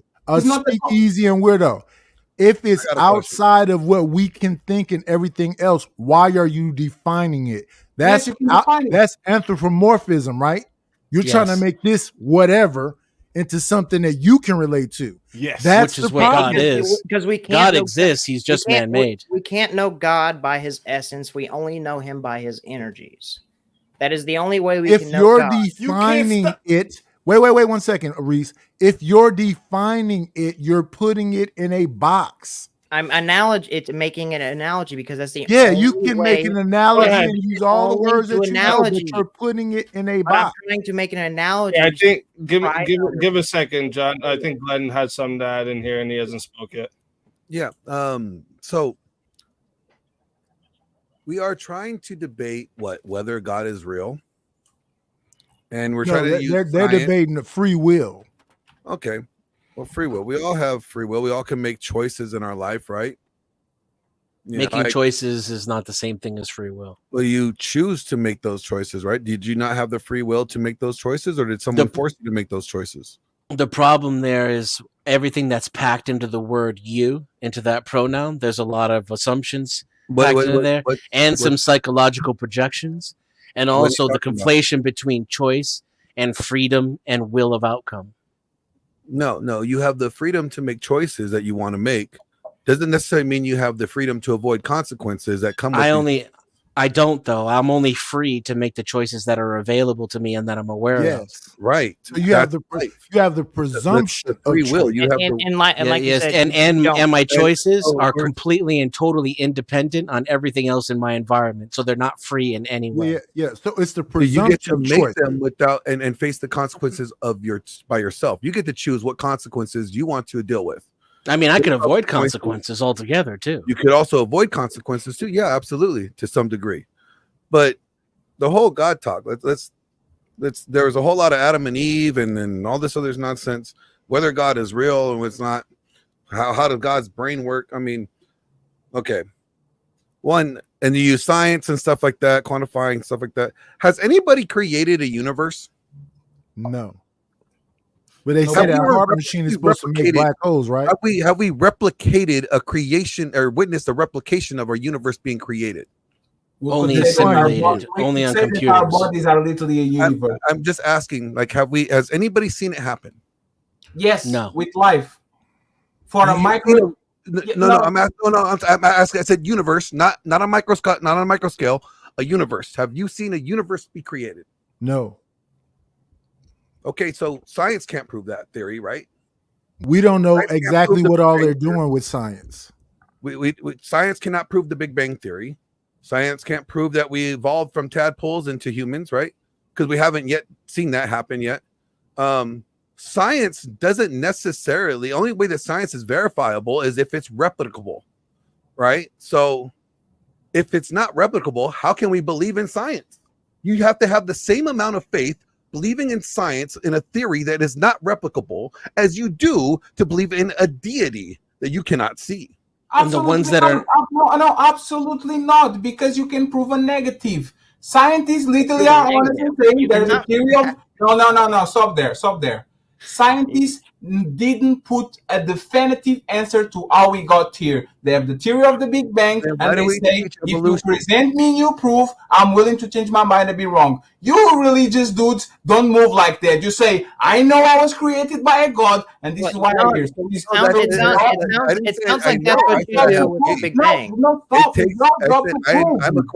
I'm equating the level of faith that one must have in science, even when they can't even replicate the science that they say they believe. It's the same amount of faith that you do when you have to have it in a deity that you don't get to see. No, it isn't. You're correct. It isn't. They say the size of a mustard seed is all the faith you need. Yes, you're right. It does say that. But what I'm getting at, the level of faith, the level, you're not understanding what I'm trying to say here. No, I actually am. What I'm saying is, okay. So let's just go with the theory of evolution. Let's just say we all agreed that that's what happened. I'm not saying that you do. I'm just saying, let's just say that's what we are taught, and that's what we agreed to. That's how we evolved. We all. Glenn, are you talking about the monkeys or the primordial ooze? It doesn't matter. We could come from tadpoles, and we end up growing legs, and the next thing you know, we got a big dick. Who knows? Just whatever the case is. Let's just for yourself. All right. Let's just say that's your theory. That's God Oh, working you right muted now. yourself. Wait, that's God working right now. You have no free will. God said, "Don't You talk muted yourself on the stream right there. Don't talk anymore." So No, we he's good. He's back on. replicated evolution whatsoever. Whether we came from monkeys, we have not evolved yet to the next being that we're supposed to. If that's the case, I should have lasers shooting out of my eyes, and I should be able to fly and teleport. If evolution theory was correct, we have not yet evolved. That's not what evolution is. What I'm getting at is that we have not yet evolved. Where's the next evolution? If evolution is continuing, what do we have evolved to? As someone who doesn't believe in evolution, you're still misunderstanding evolution. And Glenn, we actually are. We are on the first generation where we're merging metal parts with our bodies. Literally a couple. That is not evolution. That is not evolution. Glenn. It is what you just said. You just said that's de-evolution. That's de-evolution. No, friends. Evolution means that we were in a state and we got to a different state. No. I said if we went from monkeys to humans, we didn't go from monkeys to humans. I'm just going off the evolution Darwin theory. Okay, if we came from monkeys to humans, right? But we didn't. That's not the theory. That's what I'm saying. We know we didn't. I'm just going. Just listen to me. Okay, fine. Thought experiment. If we accept that theory as fact and we believe that's true, right? That takes faith. And it'll take the same amount of faith since we cannot prove that evolution. It doesn't. We not replicate it. It doesn't take the same amount of faith, and it's also an incorrect explanation of the theory of evolution. You can't prove the evolution. So what you're saying, you're trying to assert that it takes faith to believe anything that you can't prove. I would argue against that to begin with, but you're even going a step further. You're saying it takes as much faith to believe something you can't prove definitively as it does to take to believe something that there's no evidence for whatsoever, and that there's plenty of evidence to the contrary. It's the same thing. You cannot prove that God exists definitively. Is your argument? There's no God. Okay, whatever. That's the atheist perspective. No, you can't prove it at all. If you can't prove religion definitively, and if that's the standard, and if you cannot prove science definitively, then that's also takes the same amount of faith to believe in either. That's not how I see, and that's not how I see the Christian God. The Christian God isn't not proved definitively. Yes, it is constantly contradicted by logic, reality, and evidence on a regular basis. And then one second. Well, I mean, it was explained earlier too. Glenn, one second, Glenn, because there's a false equivalency, right? At some point of time, we didn't know what gravity was, but gravity was there. Every time somebody jump out of a building, we fall. Like gravity is another concept. One second. That's just 1 second, please. You guys are making a false equivalency. Just because you don't understand something, doesn't mean that it's there. The biggest component of our universe, which is dark matter, nobody knows what the fuck that shit is. Like nobody has any idea what dark matter is, but it's there. But there's one thing. Have you seen dark matter? No, Glenn, come on. I'm asking you. Because we've seen the effects it has on the universe, on the observable universe. Glenn, no. Yes. No. Guys, go 1 second. For example, dark holes. Dark holes have such a gravitational pull that the dark matter around it actually folds. So we actually might not understand what dark matter is, but at least we are smart enough and humble enough to say, you know what? All I know is that I don't know nothing. I'm still trying to figure it out. I'm willing to change my mind. I'm willing to actually understand that I don't have a full grasp of science. Religious people don't do the same thing. Religious people is literally the opposite. I know that is happening. I know this is my God, but I can't believe it. So let me even tell you about the nature of God's mind. I'll go on. Exactly what he's thinking. I'll tell what he you wants you to do. Things that I claim I can't possibly know. I will tell you about in great detail. They're basing it off the Bible, with predictions included. They're basing it off the Bible. If you believe in God and if you believe that the Bible is an inerrant, flawless piece of body of work that was inspired by God, written by man, then if you have that belief system, then you're going to say, I know God's character by reading this literature that explains his character in throughout the whole Bible. That's what. But then you'll get on a panel where you're questioned about the nature of things, and the biblical arguments don't hold up. On. You have to come into this in religion. You're saying, I believe in God. How do I know God? Okay, I read this. Okay, This book here explains his character and who he is and what he's about. Okay, and here's the you're repeating yourself. The problem is when you get on a panel and you start to discuss the nature of the universe, and you're confronted with questions from non-believers. Then you have to make positive assertions about the nature of God's mind in order to have a logical consistency to your argument. But what I want to ask Glenn, and what I'm saying to the other people, is that does that book not make him anthropomorphic? Yes. So that's the problem. Then you putting him in a box. It's a contradiction because God is almighty and all powerful. There's nothing in our world that can actually quantify what the God mind is. It tells you that man can't even quantify or contain the knowledge of God. We wouldn't be able to. We would not. But they can tell you. But they can tell you that the atheists are wrong about it, though. But again, I'm saying if you hold this. Let me ask you a question. I'm saying if you hold this worldview, you can come onto a panel and make positive assertions about the nature of free will, the nature of God's mind, the origins of the universe.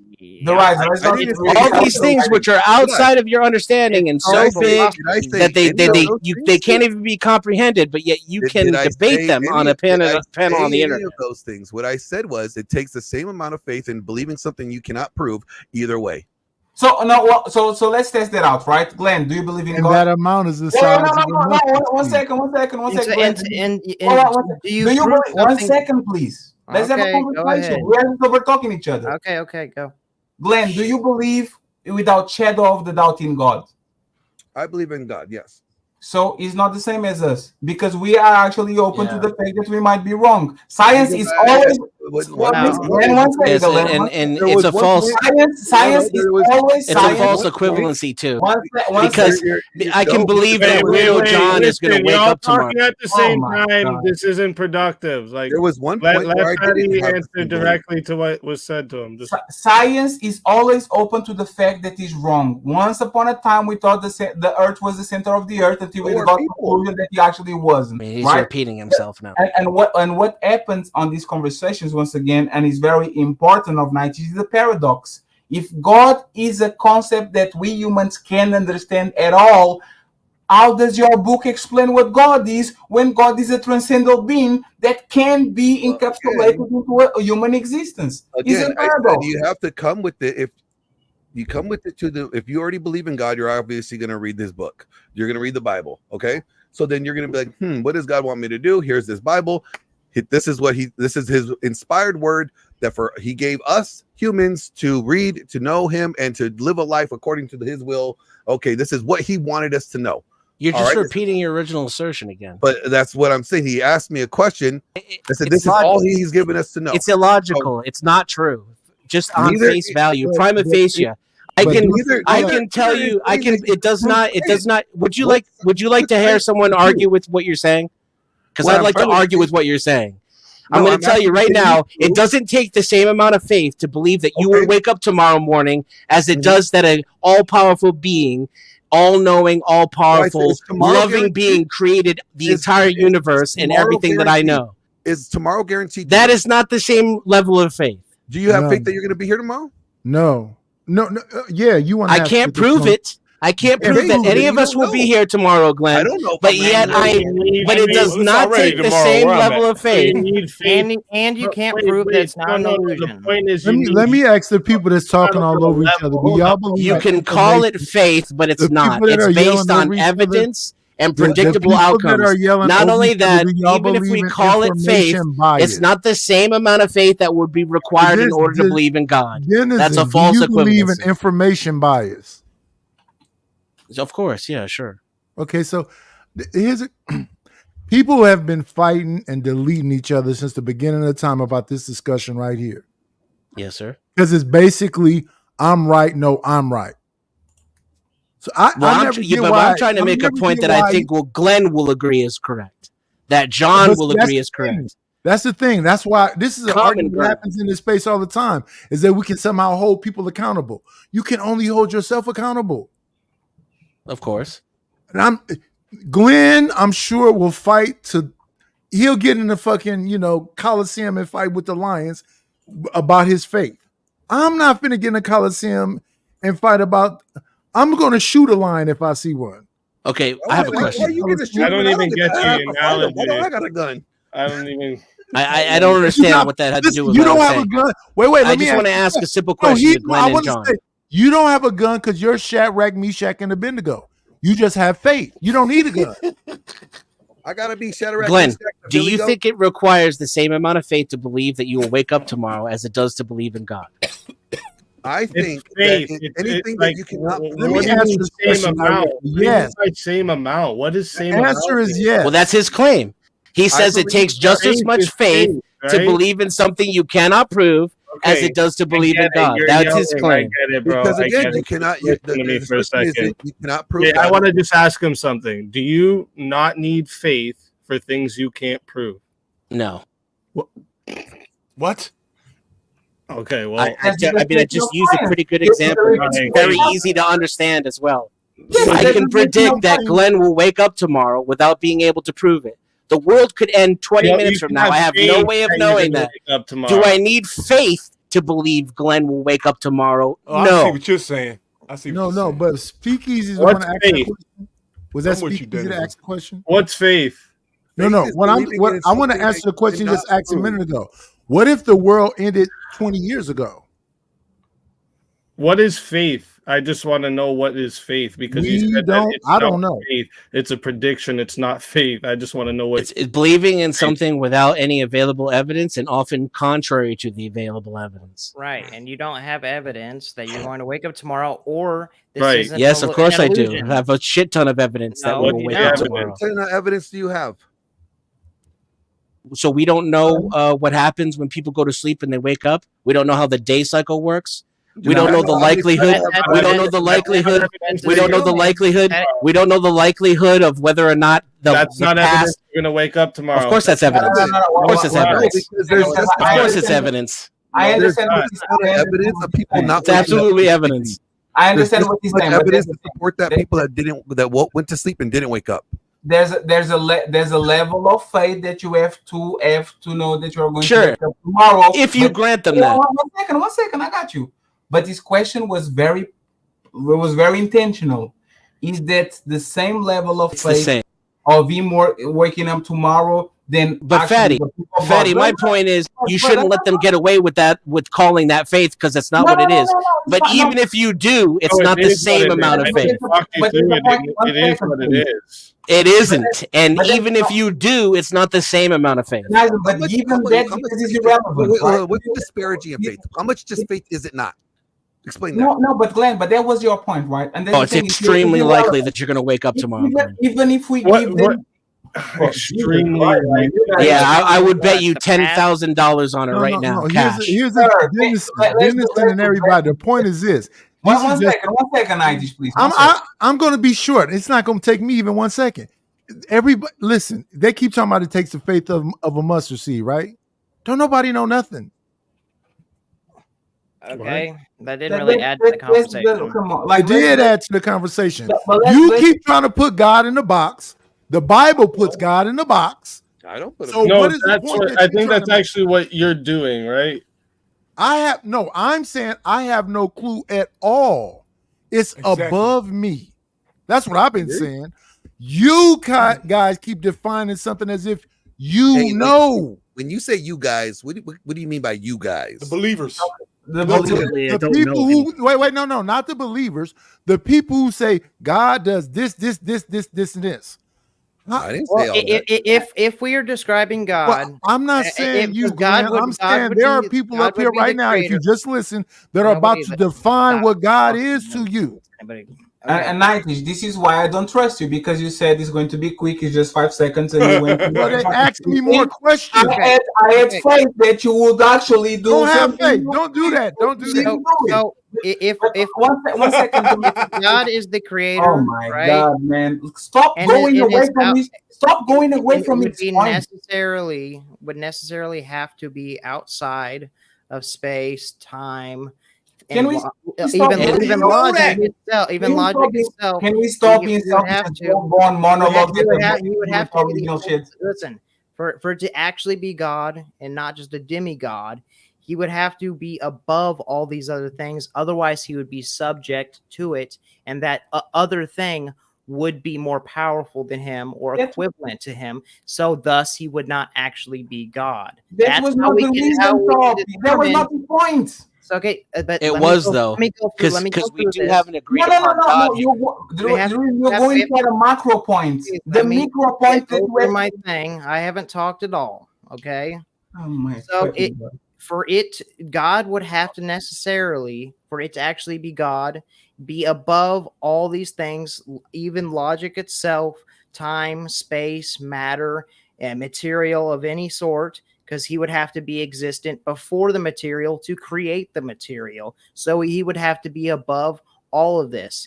And what that entails is a certain kind of God and in certain things like omnipotence, omnipresence, all these things. Or so that's how we can determine some things about God and make analogies for his essence. We can never fully understand God, his mind, if God has a mind. Or we know him by his energies. We can never fully know his essence, but we can know him by his energies. Things like truth, logic, love, things like this. Evil, wrath, anger, rape, crack cocaine, nuclear weapons. So John. Well, those are all things of human, right? The God. Yeah, God God seems to be quintessentially human. This is our arrogance, right? And once again, we right now have quantum computers that we could ever understand in the history of mankind, right? The question once again, and about like us Denise, and I'm sorry, he actually made a great point. I will bet that Glenn would bet $1 million that he's going to wake up tomorrow. I'll guarantee you was not bet $1 million that you could prove God that God exists tomorrow. Like you wouldn't. There's way more. I wouldn't do that. You don't even know if what you're. Oh my God! Listen, you don't know if even everything that you're experiencing and all your sense data, all of your life and everything that's in existence is not an illusion. Sir, but that's the point. You have faith that it is actually happening. It is actually real. And you are here going through it. Oh, you have to make a leap of faith in order to assume that you're not a simulation. Let me ask you, that's the point. Sure. And it's the same thing. John, for sure. John, but that you do not prove something immaterial like God or truth. Why? John, but I would never tell you, John. I would never tell you that we're not a simulation. Answer the question. I would tell you that I don't know, and that in order for me to live my life, I have to assume that we're not. Otherwise, I would just sit down. Hey, in the back there, Aaron, you want to throw me up a peace sign so I know you're not a. Okay. Is there? Make sure you're not a video. John, before you go, can you stop interrupting, dude? I'm going to ask you a question. No, I don't care what you're asking questions. No, so I'm going to keep over talking you because that's what you do. We're going to keep over talking each other. Let him ask the question, John. But I haven't finished.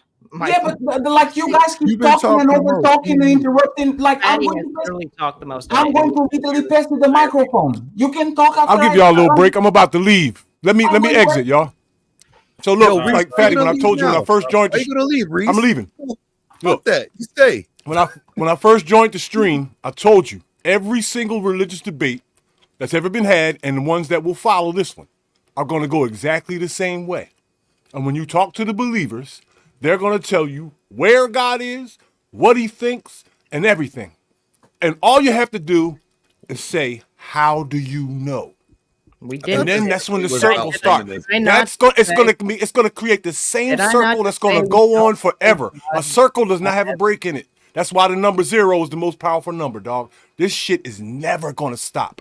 But I'm going to keep watching this chaos because I love it. Hey, Reese, real quick question for you. Yeah. Hey, you upgraded your studio since last time we talked, huh? No, it's the same thing. I just got the light off. Oh, okay. Yeah. Shout out to you, Glenn Lawrence, and everybody else. Reese. All right, bro. I appreciate you. Peace out, Reese. And I apologize being frustrated because I'm not used to being experienced to literally under talk. Is that your microphone is worse than mine, but you are under talking me, which is crazy. So I'm talking over you, and I'm getting annoyed by you when they're talking to me, right? But John, I'll pass you the microphone. Yeah, I blame John for all of it. Between believing in God and believing in a quantum computer, now you're just asking a question again. I'm gonna pass you the mic and then ask you a question and talk again. I literally was asking you a question and you couldn't I know. stop. Why do you keep asking questions when I'm trying to say something? Because we're having a conversation. I waited for you and Reese to both talk. So you want to do a monologue again, right, John? I haven't spoke at all. And no, John. You know what? You haven't spoke. Go ahead, John. Go ahead. John, go ahead and do another motherfucking monologue about something that you said before. I guarantee you just going to repeat yourself. Question after question. I'm muted. I'm trying to say something. Okay.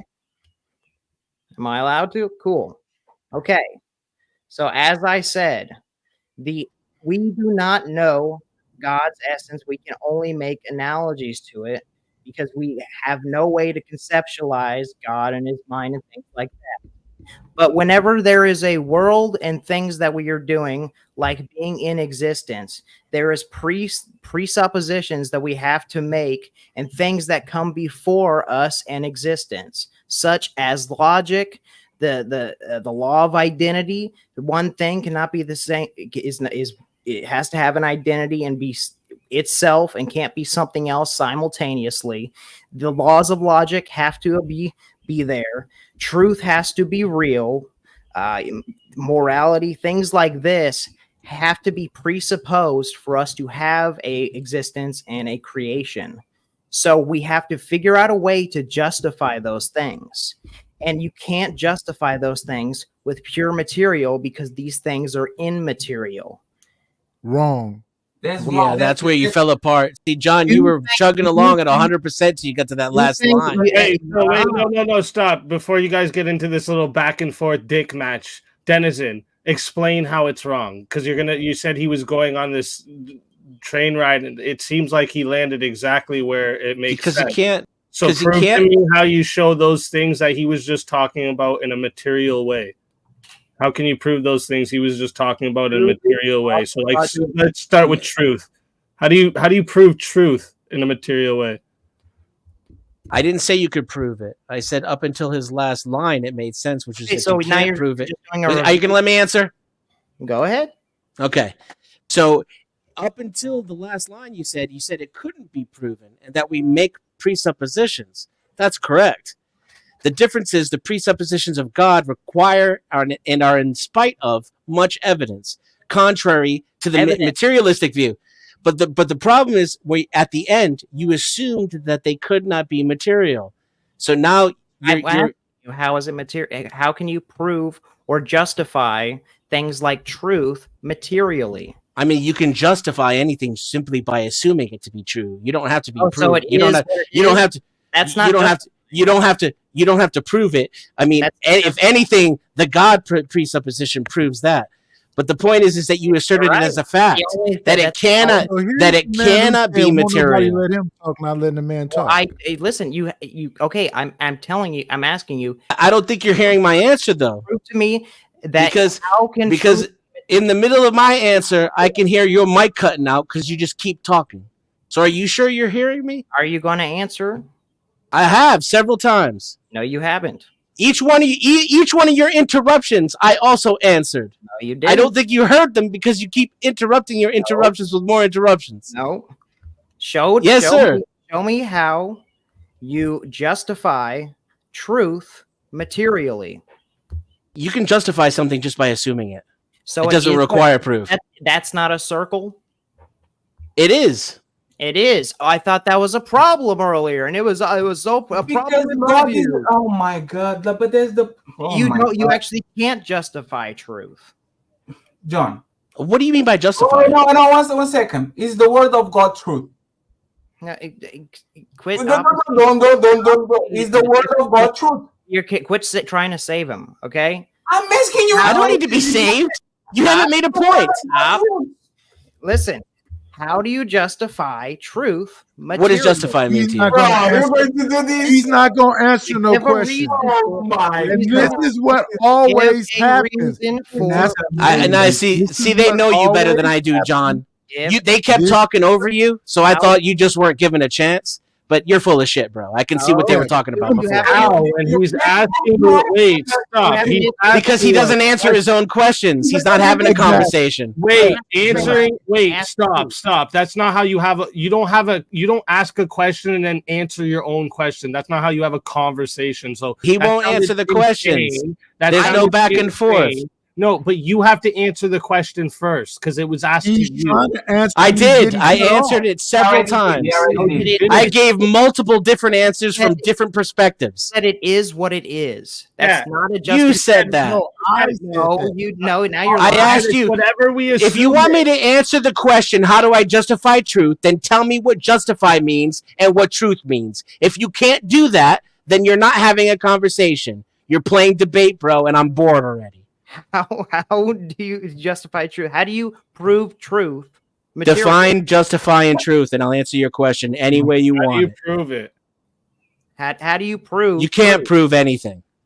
You can't prove anything. Okay. No. We already know that we're making the presupposition that we're not living, we're not brains in a vat. Exactly. We're already making that assumption. Yes. And now he's going to answer our question. At that level of knowing is an impossibility. Are you happy? Knowledge is impossible? No.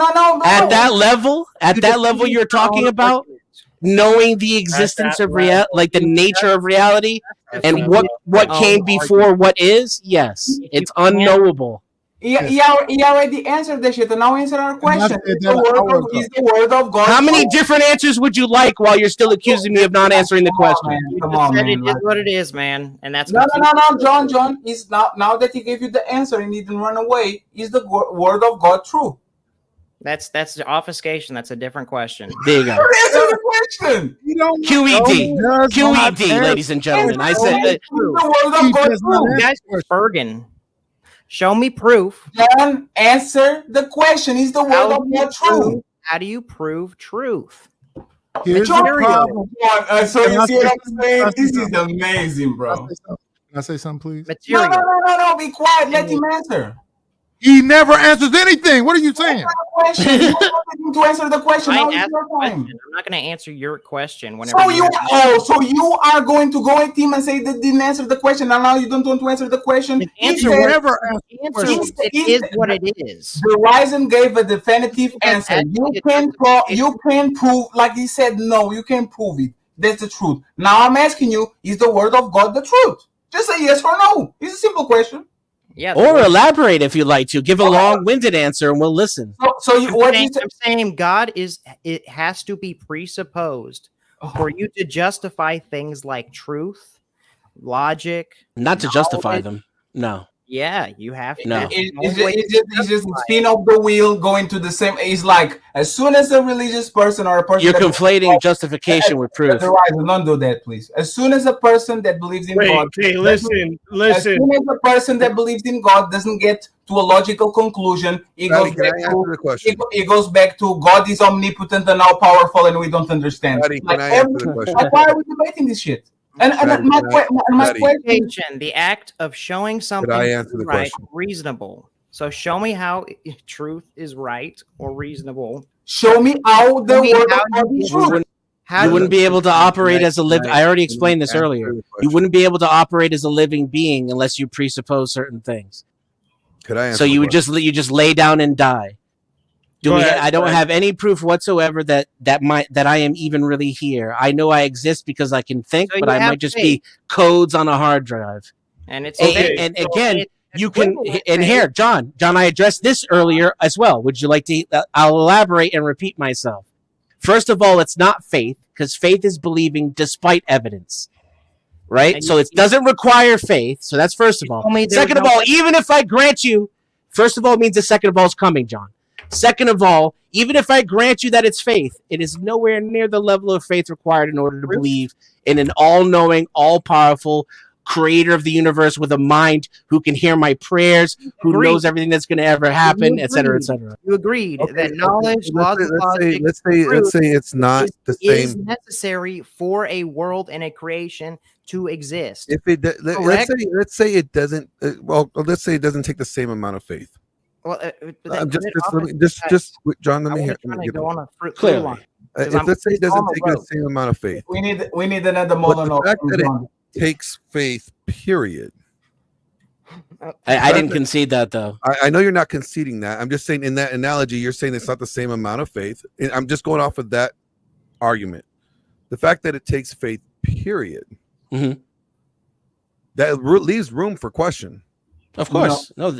There's plenty of questions for everything, right? Possibilities versus probabilities. Sure. Yeah. But that's the thing. Is that a possibility that the universe will prove to you that your probabilities are ultimately not the end all be all. So there's always room for questioning. Exactly. And that's the thing. Atheists have room for questioning. Religious people don't. I never met a real atheist that claimed to know these things. There's plenty of people who like to dress a certain way and they have certain political beliefs and they call themselves atheists, but I never met. I'm a strong anti-theist. Not only do I not think a God exists, I'm pretty sure there isn't one, and I'm glad about it. And I still admit the possibility to be wrong. Yeah, and that doesn't even make any fucking sense. It does. It does. You just contradicted yourself because you just said you're positive 100%, and you're also. There's a reason. That doesn't make. There's a reason why you have to use words I didn't use in order to strongman what I said. I never used the word positive. I never used the word 100. I never used the word percent. There's a reason why you have to use words I didn't use in order to strawman my argument. I'm not going to strawman your argument. I'm just going to basically say that you believe that you're correct, but you also hold the opportunity to be incorrect. Of course. Okay. I'm cool with that. And Glenn, can you answer? Can you one second? Glenn answer that? Glenn, are you willing to the possibility that you're wrong? Yeah, I'm open to it. So the possibility that there's no God. Let me say that there's no God. But see, I believe, just like he believes that he's correct, I believe that I'm correct. No. Yeah, but Glenn, if you're genuinely open to the possibility that there's no God, I respect you on that level. That's unique. Yes. What I'm saying is, I'd rather have the faith that I have and not need it than need the faith and not have it. That's Pascal's wager, though. That's not faith. You are just scared. There's not faith. You're just scared. You're just covering your bases. When I look at the Bible, right? Okay. Call it. That's hedging your bet. Okay, wait a second. I'm just gonna give Aaron's been up here for a minute. He hasn't said anything yet. Did you have something you wanted to add in here, Aaron? Good morning, Aaron. I have to go, bro. These are most greetings, Aaron. I appreciate you and thank you for taking care of my people, Aaron, Nightish. I appreciate you, Glenn. Nice to meet you. John, you are an asshole, but I like you anyway. The Rising. I hope you see you soon, okay? I appreciate you. Yeah, man. Fucking come by for we do verbal combat every Friday. It's a debate all night. I come from a place called Fight Club. That is what you're doing right now, and I need a little bit more of detox. But I make sure detox. I'll make sure I appreciate you. Thank you very much, fellas. Take it easy, bro. A quick question before we get back into this. I was just wondering. I came here for a feminism is good or bad for society. Like, where did it get diverted at? Oh fuck! I got diverted a while ago into if the existence of God. Yeah, this was a while ago because there was I don't think there was. I mean, there was a little bit of for feminism, but not too much. Not enough pro-feminism to keep the conversation going. Oh, good, because feminism is horrible. Feminism is the destroying of our society. There you go. But I want to hear what Aaron has to say, because he's been quiet. Greetings, panel. Speakeasy, thanks for having me. Good morning, Aaron. I'm at a loss on where to go now, because the people I kind of wanted to address have since departed, and it's looking like the conversation is getting ready to revert back to the title and away from creationism, evolutionism. No, it's still there, Aaron. It's still there. Yeah, you're good. You're good. Go ahead. Okay, so can you hear me clearly? My audio's all right? Yeah. You sound wonderful. All right, good. Thanks. So I think a lot of times these kinds of conversations miss perspective, right? And the word presupposition has been tossed around. Yeah, we have to agree to some very baseline things to even have the conversation. If you're going to just ask the question or, demand, well, prove. Well, no one can prove anything, right? I can't prove to you that I'm looking at a computer screen, even though I'm looking right at you. But things like God being omnipotent, for example. Well, it's evident that God is omnipotent, but that doesn't take away free will because God's not constrained by time. Correct. If we can agree that free will is a component of the way we perceive time, it's cause and effect. And if we understand time as a temporal dimension, then you can perceive things outside of that dimension. Like you can look at a two-dimensional piece of paper living in a three-dimensional world. Those are three spatial dimensions. Each spatial dimension is tangential at 90 degrees to the previous dimension. A line, to make a plane, you got to go 90 degrees. To make a volume, you got to go 90 degrees from the plane. Why can't you do the same with time? Isn't and a piece doing of so, if you go tangential to the dimension of time, 90 degrees, then you can essentially step outside of time the way we know it. And the way we know time, we don't perceive it like we perceive space. We can go back and forth on any dimension of space we choose, but we can't do that with time because we're too limited. But if you can go back and forth in space across three different dimensions, then there has to be the possibility that something can go back and forth across the dimension of time.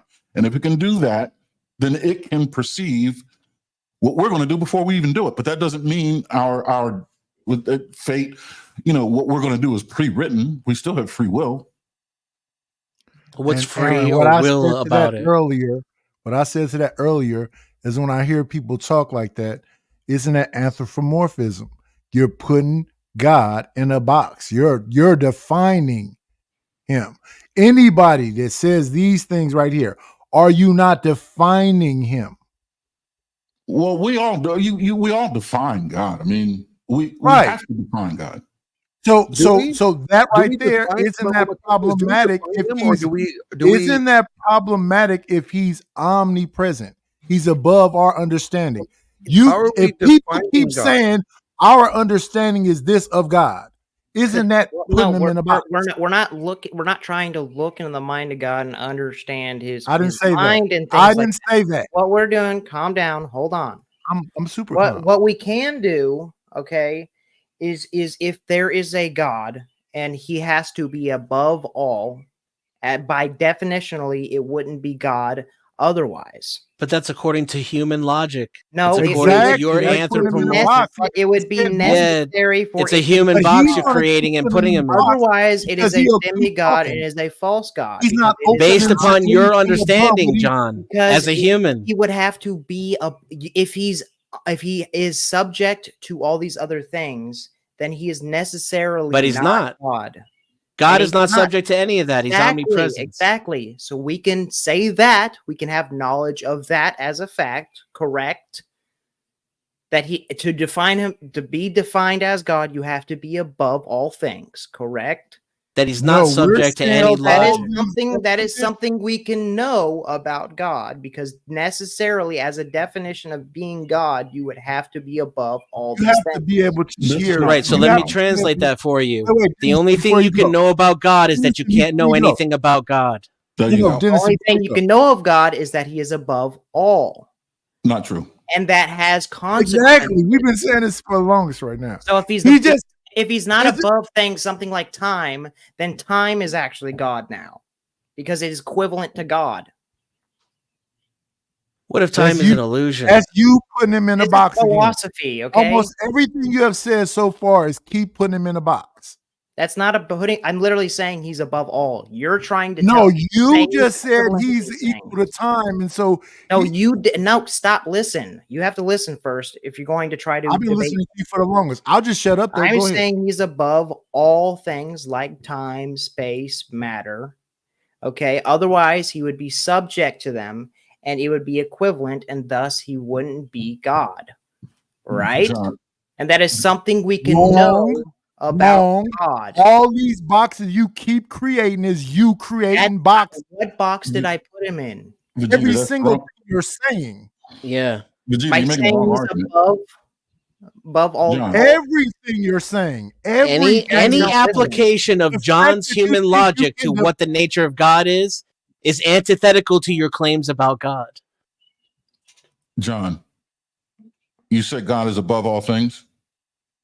Yeah. Try to look at it as God is within all things. Does that change things for you?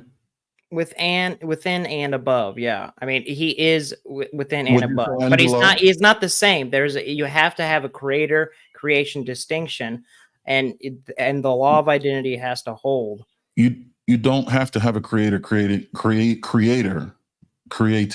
distinction. Otherwise, matter is eternal, and the matter itself is God, right? Right. This is also true. And thus, it's not a personal God. It is just a. Well, it's the presupposition of a mind. It is violating the law of identity, and thus you can't just. Now you're going down the path. The real claim is the mind, and there couldn't be anything more anthropological than the assumption of the presumption of anything having a mind. It is like it's so obvious that man is not made in God's image. God is created in man's image. Oh, so you're God. Look at as much as I am Spider-Man. But wait, Dennis, the Bible you says know we that are you, image like, bearers of God. this argument The Bible says that right. man is made in the glory of God, right? So they're the But his argument didn't even present anything. He just said that it's obvious. Like what makes it obvious? Like you're just saying it's obvious, right?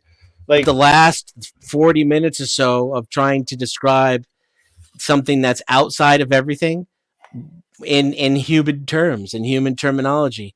As Vegeta put it, you create this man-made box, and then you list the qualities, these man-deduced, man-created logic qualities of your God, and put it in the box. Are they putting it in boxes? Because, like, okay, now one, the only way that we, John or anybody could come to a conclusion that God is omnipotent or omniscient or omnipresent is by scripture, right? That's where he would get it from. That's where it would be revealed, because God didn't tell him in his ear one day, hey, John, guess what? You know, I'm omnipresent, omniscience. No, so you would have to go to the scriptures to support whatever that says that, right? Also, philosophically, it is a necessary precondition for it to be defined as God. Otherwise, like I said, it would be subject. No. That wouldn't be the case, because you have other mythologies, other religions, right? Greek mythology had those are demigods. But no, Zeus wasn't a demigod. He was the god, right? He was. But he didn't. You know, like that's the problem with those religions. But what I'm getting at, there are other religions that have gods that died. So again, you would have to go to the scripture to support whether for this specific, yes, for omnipresent, to have a personal God. Yeah, you have to go to divine revelation to get specific descriptions about your personal God. But there is philosophy arranged by a council of men. You can get to a first mover and a creation distinction. That it is required to have a first mover for creation to happen and things like that. That doesn't tell you a personal God or anything like that. What I don't like that's to do the start for a like general God. Things out, just like the transcendental argument that God is the necessary precondition for knowledge. We have knowledge, therefore God. That doesn't tell you a specific God, but it does get you to God. Because that's just necessary, and that's why I was